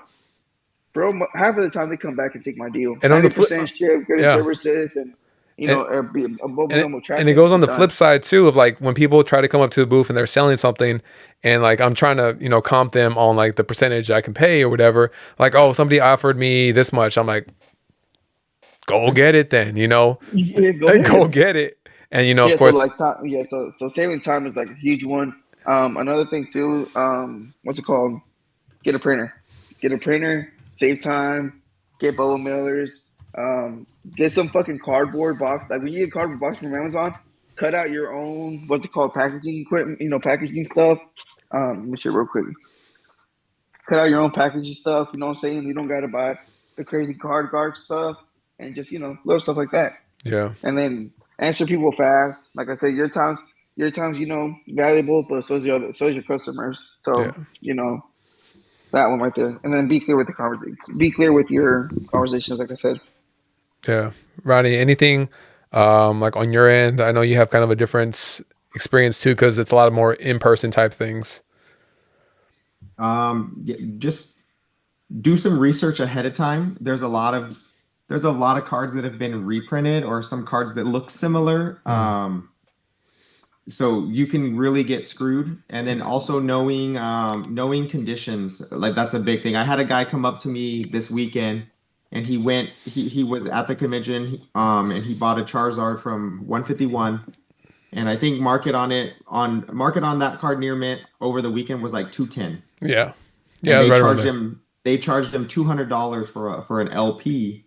And then he showed it to me and I was looking at it and I was like, dude, this is an LP. This is bad. It had like somebody drew on the back. There was no an indent way. on it. The corner was bent. I was like, dude, I wouldn't have paid more than like 120 for this card. And that's probably saying a lot. And he was like pretty bummed out. He was like, yeah, I'm just getting into collecting and Charizard and this. And I'm like, I bet you this happens to so many people, thousands of people a day, because they're coming in, they want to get what's the top card right now? Like, I mean, Charizard's not the top card, but you know what I mean? It's up there. Charizard's always a safe bet usually. Yeah. And I was just like, dude, so like we shot the shit for like 10 minutes and I was like, look out for this, look out for that. And I was like, I wish you would tell me who the vendor was, because I'd go over to them and I'd be like, you're a piece of shit. Yeah. Like I would straight up go over to you and say like, you are a piece of shit. You know what you did. Yeah. But it's neither here nor there, but condition, and then just like I said, doing a little bit of research or knowing how to do that research. Yeah. And it's crazy too. Like even like on the flip side of that, if I'm buying things in, like I'll tell them like, hey, this is what I would feel comfortable, because right now, like there's a ton of people, buying stuff, but they're being very, very particular with, the back, how it looks, they want it near mint, So if somebody came to me with a Charizard, from 151 recently, and I was looking at it and it was close. It was like, it could have passed near mints. It could have been LP, but I was like straight up with him. I was like, look, I feel comfortable putting this at LP. This is what I would be able to pay on it, understandably. So like, if I were you, it's very close. If you can get near mint pricing, I say you go shop this around and try to get some near mint pricing. Cause I want to be able to, I want to be able to sleep at night. That's crazy that someone did that to like somebody new in the hobby like that and just hoed them. And now they're probably just going to be turned off from collecting, whatever. They're going to have a lack of trust in anybody and everyone. I just try to put people on game if they're telling me that, oh, I'm new to the hobby. Like, all right, let me show you. Let me use these apps. What do we use? We use TCG Player half the time. There's another app called Price Charting. There's another app called Alt that you can use as well. There is, you don't know what set you're collecting. All right, check out Pokelector, and you can see all the different sets. You can choose whatever you want to start. There's so many people always asking like, oh, where do I start with choosing? Like, I don't even know what set is good right now. And that question right now is getting harder and harder to tell them because everything is expensive. So I don't know. It is. I don't even know which way to point them. You know what I tell people? What? You know what I tell people? And it's crazy. I tell people, and I never thought I'd say this. I say, start with Obsidian Flames. It's a small set. Your odds of pulling the Charizard are high, because it's rare or whatever. But all in all, like it's a fair set to start on. It's not crazy priced right now. At least I don't think. Yeah. There's a Charizard in it that goes for $65. It's pushing 70. It's pushing 70 now. Set too that are pretty cool. So I'm like, they're like, no, but I want to start with 151. I was like, first of all, that's $15 a piece. You're never gonna get there. I'm sorry. You're gonna go broke getting there. Like don't start with 151. Yeah, I tell them like if I'll put them on game. Like if you see any of these sets in store, buy it. If you see 151 in store, immediately buy it. Don't even think about it unless obviously it depends on their financial situation. I'm like, don't spend your rent money on that shit, but buy it if you see it in store. And like you said, yeah, I'll point them to Obsidian Flame. We had a pretty good deal on some Twilight recently, so like, all right, there's a really fun set. It's Twilight, in my opinion. This is reasonably priced. Start with this, or even now, I'll point them to Scarlet and Violet base. I'm like, you're gonna have fun opening this just because the hit rates are high, or if they find Crown Zenith in the wild like as MSRP, I'm like, get that. It's drying up, and if you can find it at MSRP and want to rip it, It's a fun set to rip right now. Mm-hmm. There's so much education that comes along with like this hobby, especially But right also, now, like, man. I don't want to sound, I don't want to play like the bad guy or whatever.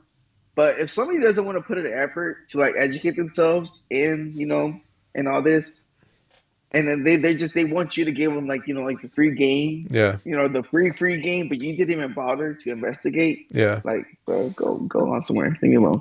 yeah. No, so a lot of times this will happen like during a transaction. Like they'll be buying stuff, which means like I get like extra time to like converse with them.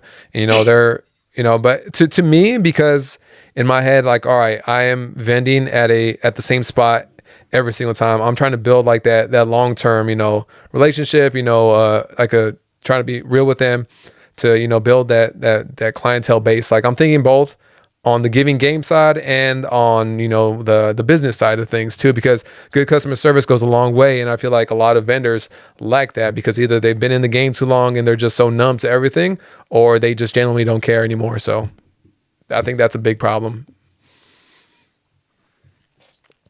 Wax on, wax off. I know Albert had one here. Okay. How do you guys feel about the pre-order selling out instantly and then being resold on eBay for 2 or 3 times the amount like an hour later? We kind of ended up talking about that. It's wild to me that people are paying the prices. It's just wild. The fact I wonder that how many have actually sold.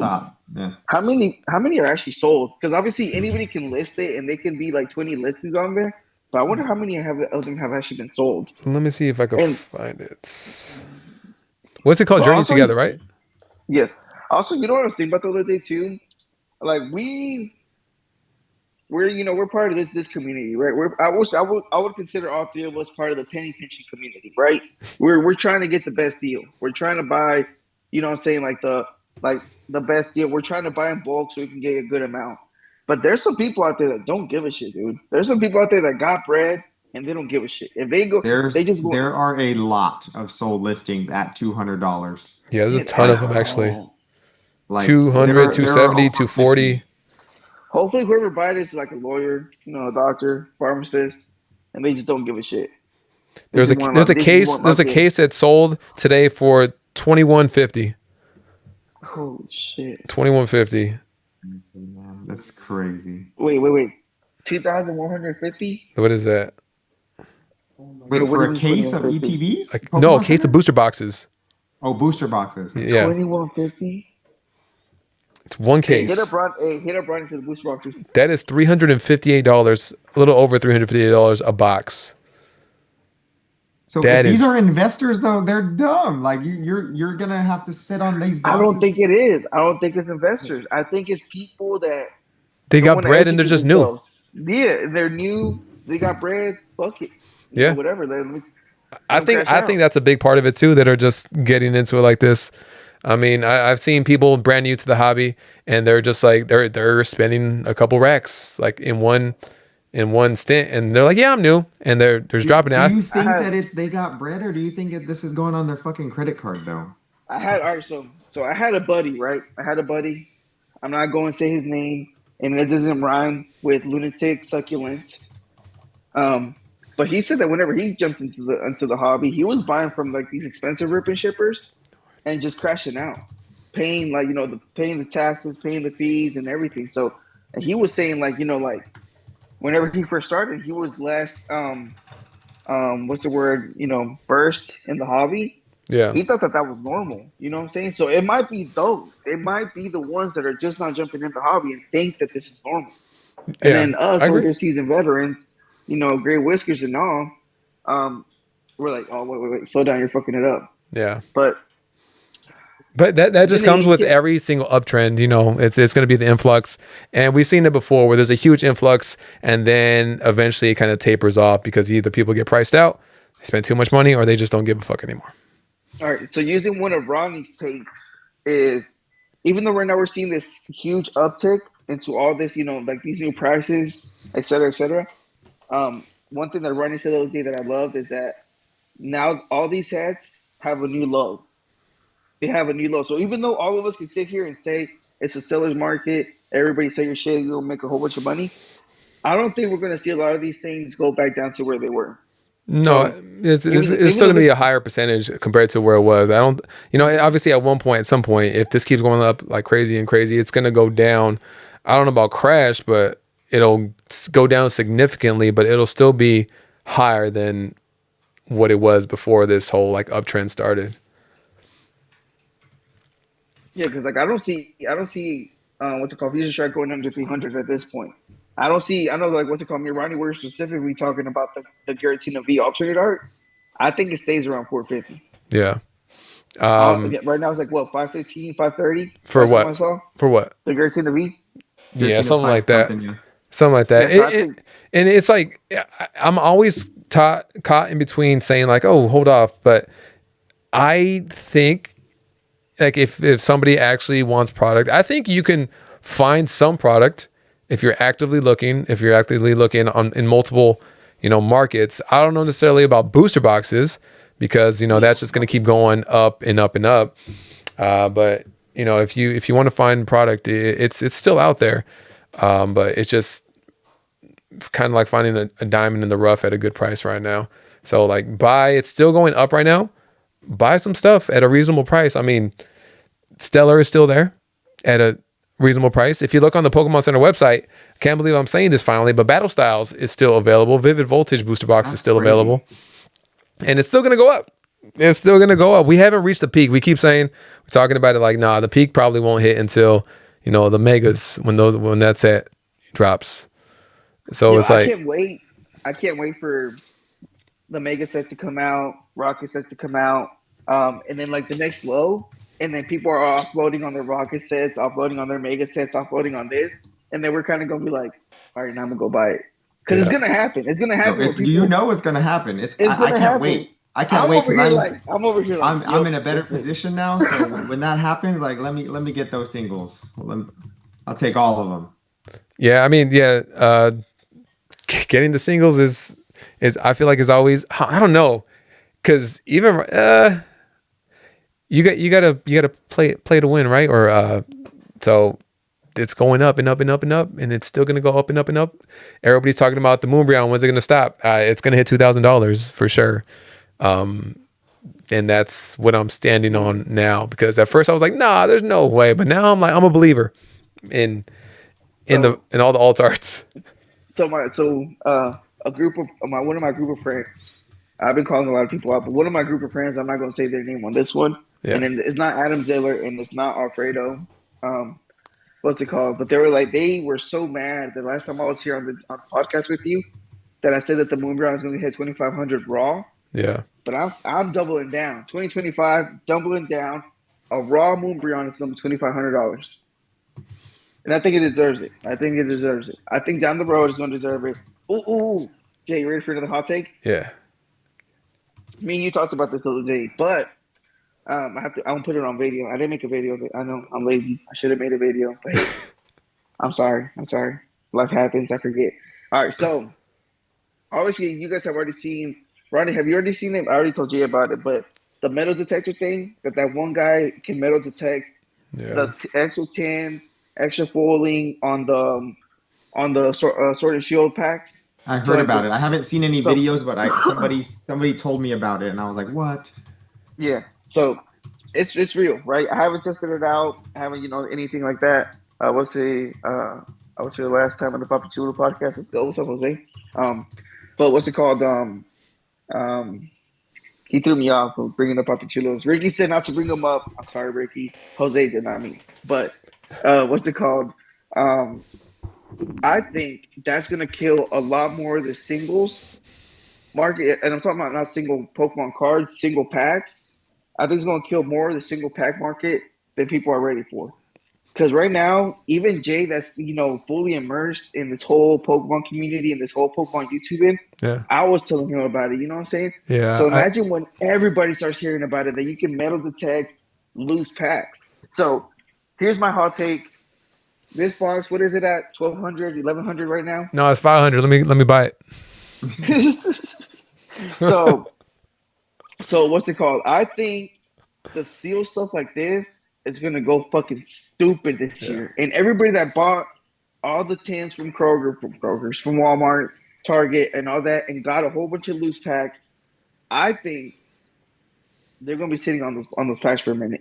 Yeah. I think that, like, everybody immediately has already lost full trust in buying random loose packs from random people. Hey, Like, I think, I know why these people on Facebook are like buying Evolving Skies packs. No limit, and I'm like, oh no. I wonder what they figured out because they're buying like a A ton, and lot. maybe That's why that's what even they're for me onto. now, like anytime I'm like doing the openings, like because since you told me that, because like I will literally just open the product on the stream and just do it because I feel like I just prefer to have it up and up. Like I'm just gonna keep everything sealed, and as orders come in, like when we're doing the openings, just rip as we go, and because that is crazy to me, man. I was like kind of mind blown when you were telling me. It's yeah. So I think this year you're going to see a thing where, like, even like where you could trust loose packs for a while at least, because you could obviously check for resealed, and if you were well educated, you can, like, look at it, be like, oh cool, I could fuck with that. yeah, But I think now, if these people are, if they're wild enough to go out there, buy 5, 20, 10, what's it called, tens, just to, break them apart and get the Evo Skies bought packs and sell them for $20 each. yeah, It's enough. They're enough to pay $15 for a metal detector yeah. that will help them out in this little journey of theirs. I do think if you're a reputable source, I think you're gonna be fine. Yeah, But then because once you eventually, lose the once the rep, trust, it's a wrap for you. It's a yeah, wrap for you. I don't think but people are it's gonna be gonna. rough. They don't want to lose their, in this space, multi-million-dollar business, just because they got caught up doing some scandalous shit. Yeah. I mean, and you're not no offense to all of us here. No rip and shipper is one of a kind. Yeah. Like if I scammed you today, Yeah. fuck you, Rodney. I'm out. I'm going to J Stream. I'm going to Surge Stream. I'm going. How many other rip and shippers can you name? Yeah. Like I can't even name them all on. Yeah. So like Yeah, it's a not bunch of we're y'all. a dime a dozen nowadays, where we're not like really unique in a way, Yeah. if that makes sense. And I'm Basic bashing as hell. myself here too. You hear that? Cause you basic. I'm not ripping shit, but I that's did a y'all. pretty big trade with I somebody know. on Monday. Like it was actually a trade. And he was like, how do I know you're not gonna scam me? I was like, dude, been on YouTube this is probably gonna sound corny. I was like, but I've been on YouTube for 3 years. We have a site, we have all this stuff. I was like, I'm not gonna jeopardize that for $1,500 worth of cards. It's not worth it. Yeah. Like it's not worth it. Like it took so much time, money, sweat, tears, everything to build this. And we're still small time, but you know what I mean? Like there's no way. Yeah. There's no way.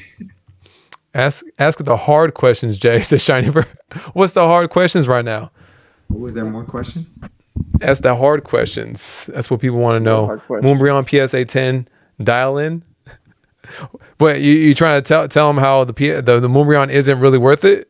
I mean, I agree in the PSA 10. There's tens of thousands of them. I mean, not tens of thousands, but how many are there now? 15K? There's a couple thousand. I want to say there's like 3,000 now. I think there's more than that. Yeah. Somebody look a pop report up on the Moonbreon and the PSA 10. I don't know how or like what it is, or like I don't know if we'll ever see like I can't say that now because of the way the market is, but to have a modern card flirting with probably going to go up to $2,000 by the end of the year is insane to me. Yeah, it's crazy insane to me. Value don't matter with the cars, Chris. Never getting sold, my dude, said Ricky. Mm-hmm. What y'all think? Ricky has crazy look. Look, he stopped by my stream today for the first time in 2 years, and look what he pulled. Damn, burn that shit. Yeah, I know how to pull SIRs for Chris. I mean, for Ricky. Hey, everybody does apparently, except for me, bro.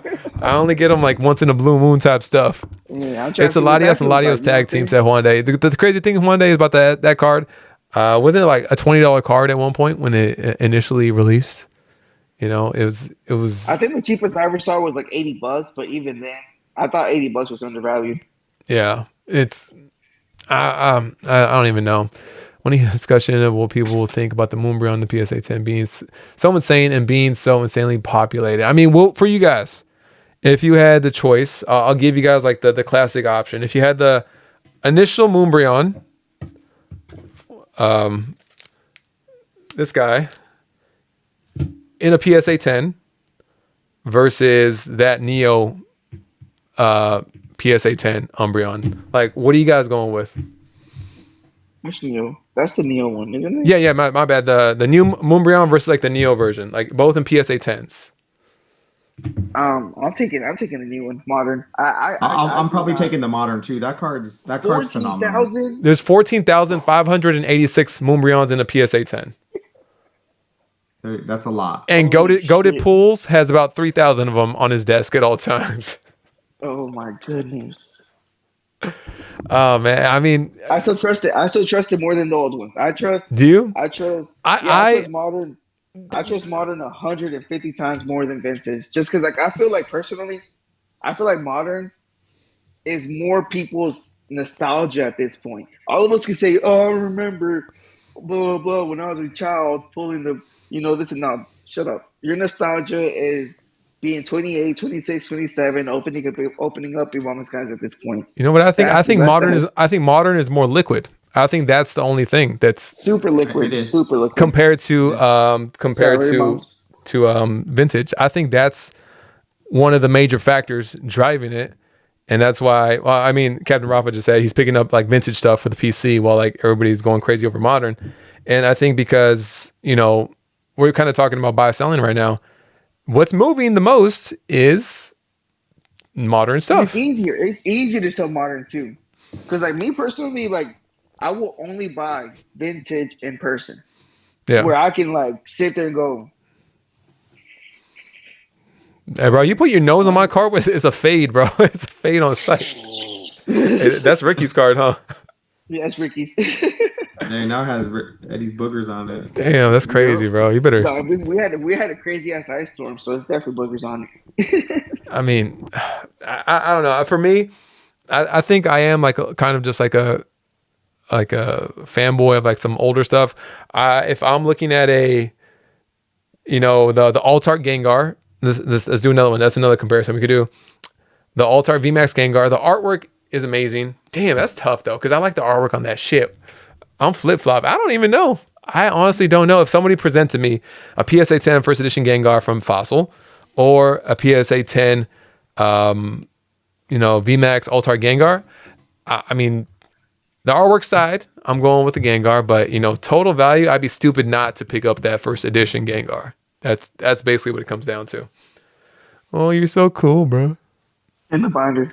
Just because it looks cool. Something light for the folks. Mm-hmm.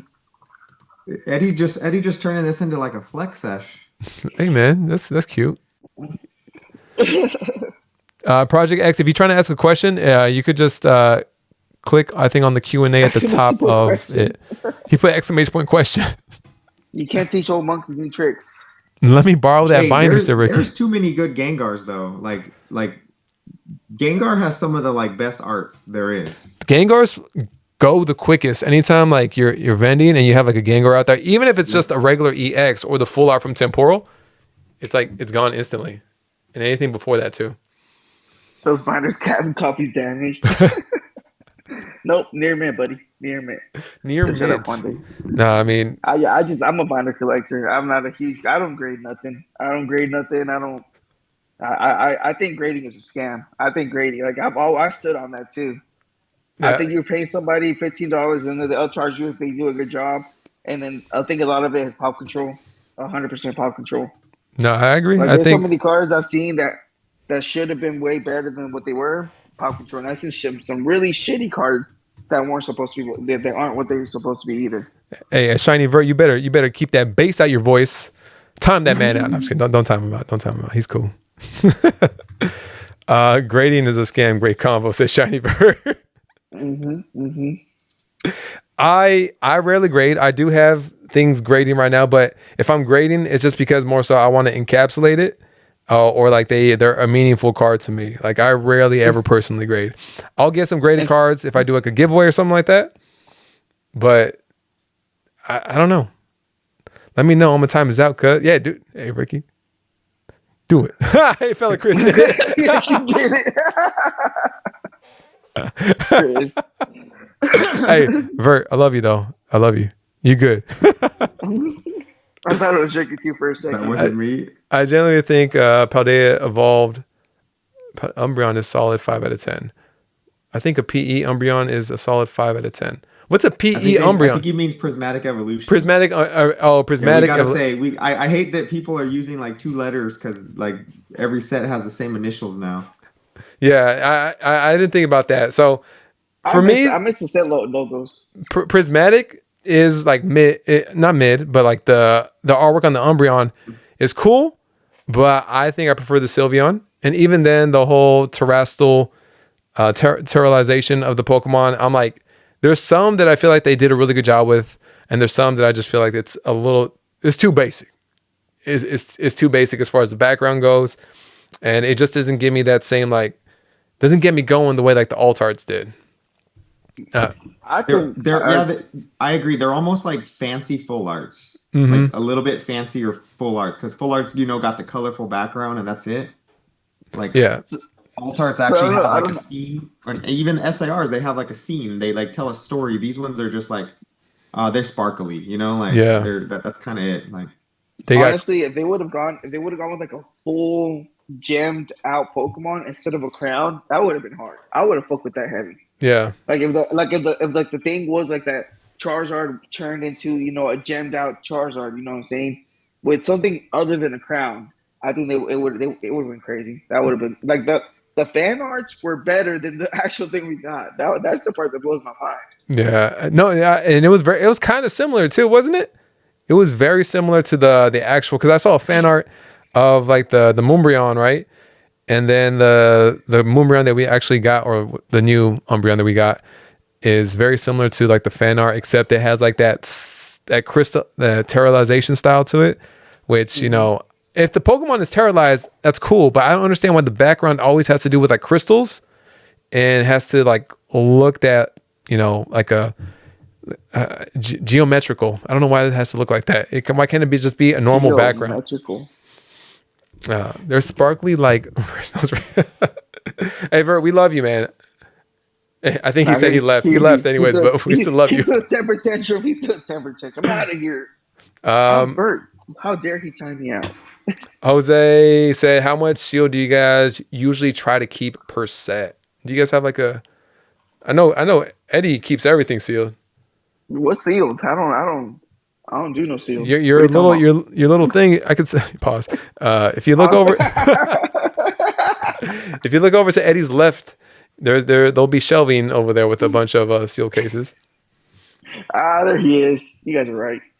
But yeah, no, I fuck with sealed. Shout out the printer. Shout out Baby Moms. Like I said, get you a printer. If you're gonna be selling, get you a printer. Don't go home and don't go to work and use this work printer. That's what's the word? That's unethical. Or what word do they use whenever you use work stuff? Yeah, live podcast. Hey Debo, what's good, man? I appreciate you on the super chat, bro. Thank you so much, man. 10LV said Eddie specializes in Japanese. Pokemon. Not your little thing. That's my bad. Love it, hey Debo. Thanks so much, man. Appreciate the super chat and everything. Rodney, do you have like a specific amount that you try to keep sealed like per set? I didn't even answer. Right now, I've started to try to throw one case away of everything, just because. Yeah. And then obviously in the future, I'd like to start throwing a little more. Mm-hmm. I think it's like it changes for everybody. Like when I first started doing like rip and chips, I didn't keep anything sealed. Like I kept a couple of things sealed, like as far as like a box here, a box there. But I think over the last maybe 6-7 months is when I kind of started actually like making it a point to keep more things sealed every time the release comes out the day, so but that's just kind of how I've been looking at it. Cause what you been keeping sealed? My answer? Yeah. So usually, and first of all, Bert, I'm not the one. Stop playing with me. Two, what's it called? Usually, I used to have my recipe was open a case for the streams, and then I would keep a case sealed, and then 2 to display. But now, I'm a little broke, so now I'm opening up the case still for the stream, but I'm only going to keep 2 things sealed. Talking about like booster boxes, and then collection boxes. I usually try to keep like 1 or 2. Yeah.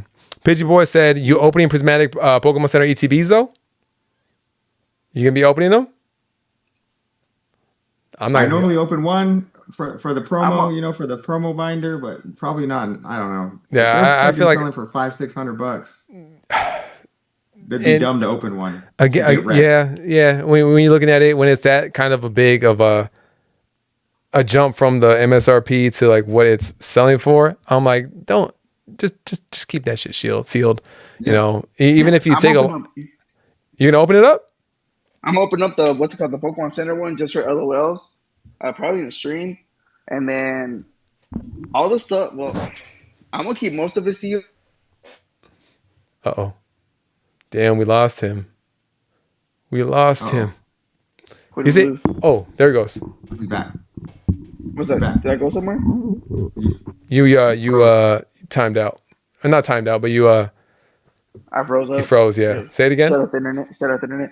No, I'm gonna open up the what's it called, one Pokemon Center ETB, because I got the case. So I'm gonna open up one Pokemon Center ETB, and then I'm gonna open up maybe like half of the stuff I ordered and keep the rest of it sealed. Yeah, because like I told you, it's not at this point. It's not worth it, especially if the pull rates are gonna be what they've been for a while. I'm not really gonna worry about it. They've been rough. Did you guys watch Red's video today?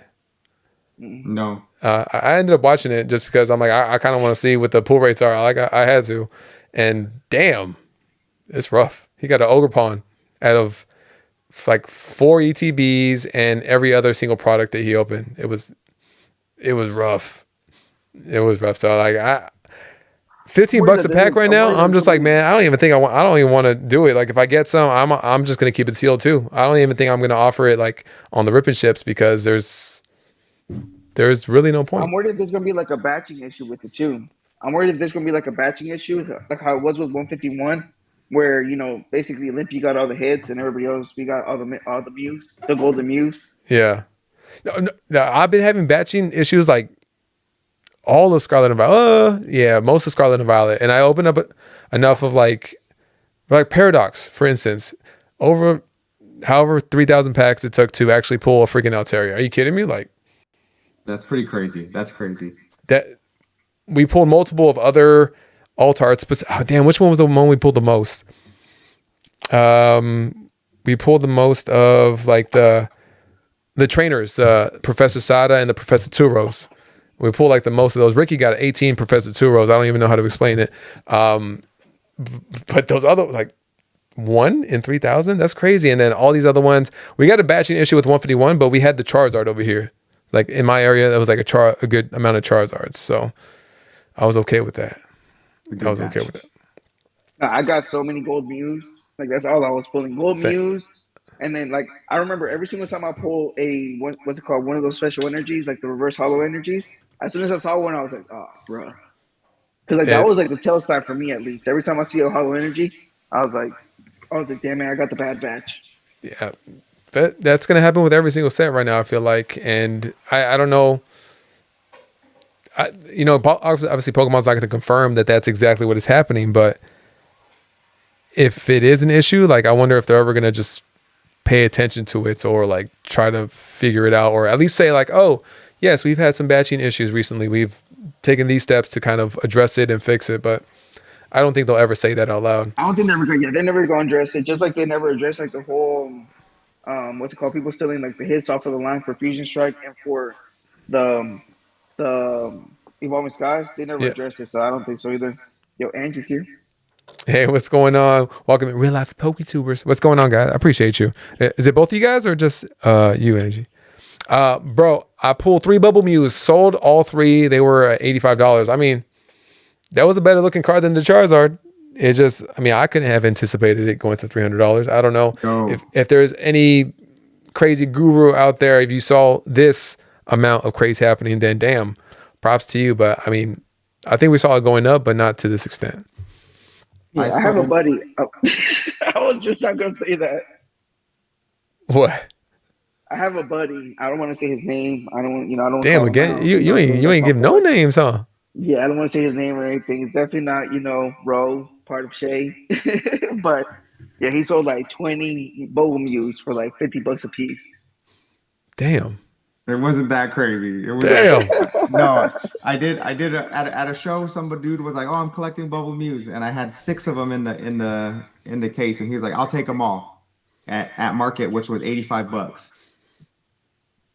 A month later, Bubble Mews at 200. A month after that, it's at what, 3 something now? Like I'm like, geez, he was Yeah, smart right there. See, there's some moves that like that. but see, like you said, no buyer's remorse. Remember, No, no buyer's remorse. It is what it is. You know No what I seller's mean? remorse. You just keep it moving. We just keep it moving, and He made at the time he had an Imagine amazing plan and his plan worked out because the one that blows my mind, and I think about this all the time. Pause. I'm a rapper, but what's it called? That Rodney, he got all those Bubble Mews and a whole bunch of Charizards and a whole bunch of like good ass plays. And then I went like, did you? All right, so remember you got like maybe 20 of those secret rare Pikachu's from Crown Zenny? You still I got had those? like 50 of those. yeah. There was 50? Damn. Yeah, Yeah, 45 those to be things, exact. yeah, because those 20, bro. I said 10 or 15. Wait, and then you said 50, and they said 25 actually. No, 45, 45. 45. Oh yeah. You still got those? Because those things are like what, 15 Those are bucks now? gone. You still unloaded? Oh, brother. Wait, at what point did you unload them? Like what price point? I don't remember now. I want to say it was like either 12 or 15. I can't remember. It was something like that. They're still right around that price point right now. They're like what? I think so. $16 right now, maybe. On the secret rares. Yeah. Yeah, I think they're right around $16. It's not terrible, but you had a ton of them, huh? The way Crown Zenith is, it might be a good long-term hold. That card is gorgeous. It's a yellow bordered textured secret rare. It's Pikachu. It's a phenomenal card. It'll come back around down the road, and everybody's gonna be like, "Yo, it's Pikachu" and all that stuff. It will. Eddie's the fancy project. Officer Eddie. Let's talk about one last thing, and it's kind of going around within the rip and ship community right now, with like the chargebacks from specifically the Philippines. I know Max v Max Plays got hit by that, and obviously it's not the first time that people have been hit by chargebacks or anything like that, but it's something that's like kind of that just trying to make people aware of and, be careful with, especially if you're a streamer or, I don't know. Maybe it could affect some other people that are in chat to some degree as well. It's, you got to be popular to be targeted, says CBR. See, on straight, on straight. We're good. We're good. That was a horrible take. That's why. No, but I mean, no, shout out to like any other streamer. Just be careful. When you see like a huge influx of people like ordering stuff, and that goes for anybody, any type of business owner too, especially if you're new to this business. I'm sure we're talking about buy, selling, trading. So I'm assuming there's people in here kind of getting into that, maybe just getting their feet wet, especially if you're selling online or anything like that. I asked Brian from PokeNE because he dealt with something like that on a pretty massive scale, kind of when he was building up his side of the business, and he got back to me like giving some. I asked him like, what are some ways that could have helped prevent what's happened to him at that time, just to maybe put some people on game about it. So I'll read a DM from him. I just opened it right now. So he said, number one, call your email or your payment processor to get upgraded to 3DS security. It adds a layer of authentication. When consumers use credit cards, honest people will get honest people will get declined more, but dishonest people will nearly vanish. Check shipping and billing addresses. If they don't match, cancel the orders. You kill some honest orders, but hey, don't hate the player, hate the game, he said. I mean, if they don't match, it could be a red flag. Don't ship to Doral, Doral, Florida, ever. Look it up. So Doral, Florida. So if you guys see that, yeah.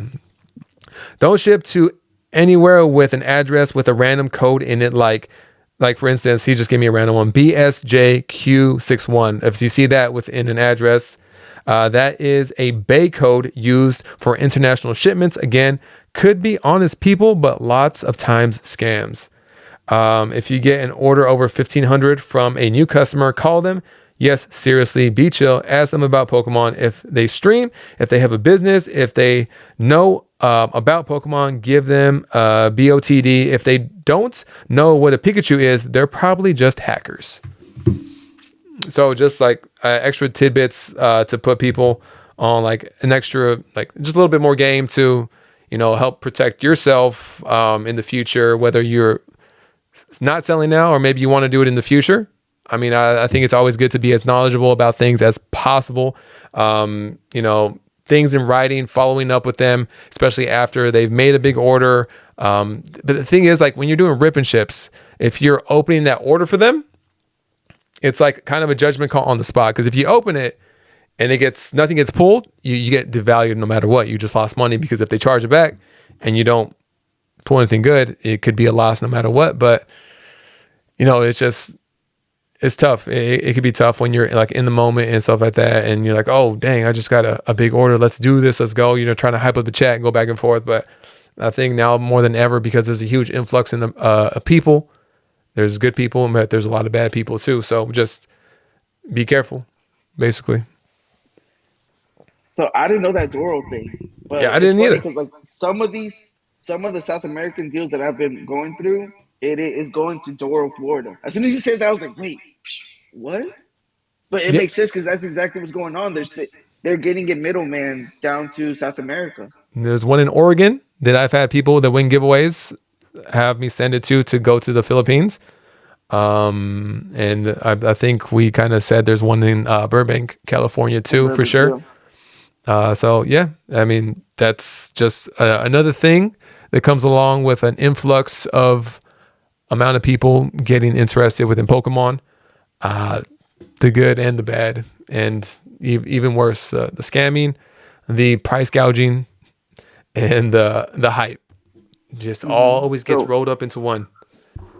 Always. So one thing I was telling Jay too the other day when we were on the phone, and I think I might have mentioned it to Rodney too at a certain point, but I'm in Dora, Florida. Oh, brother.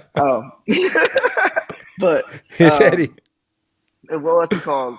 I've noticed that we've been getting with like the vertical streamers, like a lot of the people that are going through like the vertical streamers, we're getting a lot of more random viewers, you know what I'm saying? And then where our community is small, you know what I'm saying? Like in the grand scheme of things, the Pokemon niche is kind of small, you know what I'm saying? Yeah. It's even more small when you divide it up into like the people that are under a certain umbrella, like like they know, all of us kind of we kick it with each other, we know each other, right? Yeah. So I think this was like a targeted situation. I think these giveaway people, these people that found us through whatever way they found us, leaked down to the community, and they started going, oh, Rodney has a site, Jay has a site, Dark Echo has a site, Max Max Play has a site, and I think what they're doing is going, let's see how much we can get away with, and it's like it's turning into a thing. Yeah. That's the reason why I kind of want to put out like a little message like, even giveaway channels, when you see one of these addresses, like just flag it. You know what I'm saying? Like, just, be a good neighbor. Tell them, hey, that address right there, he messaged me to give me this address because he want to give away my channel. Is this one of the addresses? You know what I'm saying? And then you can be like, oh, shit, yeah, it is. I don't know. And like, at least that way we have a way to communicate with that person. Because why if one of the giveaway channels has already sent something to, that person already has, a link of conversation through them. Like, I don't know. It might be an alternate account even then, even through the IG, even through the Discord, but at least you can, get closer to, finding an answer. Yeah. I mean, it's just extra little. I just wanted to share that with you guys just so like anybody thinking about maybe starting a business at this time point, so it'd be a tough time to start a Pokemon business right now, just because of the lack of product, not because of the hype and the need for product isn't there, just the actual product isn't there right now. But just to help protect anybody that is interested in doing something similar to that, or just trying to get into the buying aspect of or the selling aspect of things too. Just the more the better. But I think we're on for about 2 hours and 17 minutes. I kind of wanted to end it right around there. Rodney, is there any like last minute things you want to say just about buy selling? Same thing to you, because just now, or just plug something for your channel too. So to end it off. Just make sure you guys are doing your research, buy from trusted sellers, and don't get scammed. There's a lot of people going to try to, and by scam, don't get ripped off. I should say ripped off is a better word, because there's people out there they're gonna try their best to get a little bit more out of you. So, and if you're new and you don't know any better, it's going to happen. Yeah. Appreciate the discussion. I'm Metal. Appreciate you being in here. Cuz, how about yourself? I mean, I don't know. I fuck with the whole conversation we just had. I don't have any plugs in either. Obviously, I would love to record more videos, but hey, life happens. Life happens. And then right now, there's like a huge saturation of like market talks, speculation talks, Just like what Fed we're doing right now. talks. Yeah. Yeah. So like, there's like a huge, like, and sometimes I'm not trying to sound, pity party or whatever, but sometimes I'm like, what am I bringing to the table? So right now, as far as making videos and stuff like that, it's not on the table necessarily. But I am switching my live streams to Thursday night, Thursday afternoon, 5 p.m. Eastern Standard Time. I don't have to do math today, so 2 p.m. Pacific. Is that right? You said it's 5, right? Yeah, it'd be 2 on this side. Yeah. So I'm gonna still be doing my lives and everything, and I'm gonna try to just weather the storm. I guess if you do take anything of this, don't buy $20 prismatic evolution packs. Wait until you can find them on your shelf. I mean, because I do think they're going to end up on your shelf, and you don't have to buy them. You don't have to buy them at $20. I think, and release day obviously is going to get scalped, but eventually down the road, 2 months from now, a month from now, you're going to find them on your shelf. And the 9-month window of release, it's going to be ETBs through the whole 9 months too. It's not going to be like 3-pack blisters, be Xboxes and all that stuff. It's going to be more ETBs throughout the whole thing. Right. So just weather storm, be cool, enjoy it, enjoy Pokemon. No plugins, like I said, just my life right now. Yeah, man. That's a good way to say it. Thank you guys for being in here, hanging out with us. Who is? Here we go. Yeah, I appreciate it, everybody. I'll be live tomorrow night. What's tomorrow? Friday? Yeah, I'll be live tomorrow night with just another opening stream and everything. And then next week, I think I'm gonna try to do the podcast every week, but so far right now it's looking like every other week. So that's what I'm gonna aim for, and try to keep up with these. Hopefully you guys enjoyed the conversation. Hopefully you guys were able to take something out of here. At the end of the day, do whatever the fuck you want to do. That's what it comes down to. Like, if you got it, go for it. If you got it, go for it. You're just listening to a bunch of people, a bunch of other nerds talking about Pokemon, and we'll do our best to give the best advice we can after being in the hobby for as long as we've been. But it's your life. So make sure you do whatever you want to do, and just be educated about whatever you're getting into. Appreciate that, guys. Until next time, my name is Joey. That's Rodney from Roche's Pokedex, and that's my broski Eddie. Later on, guys.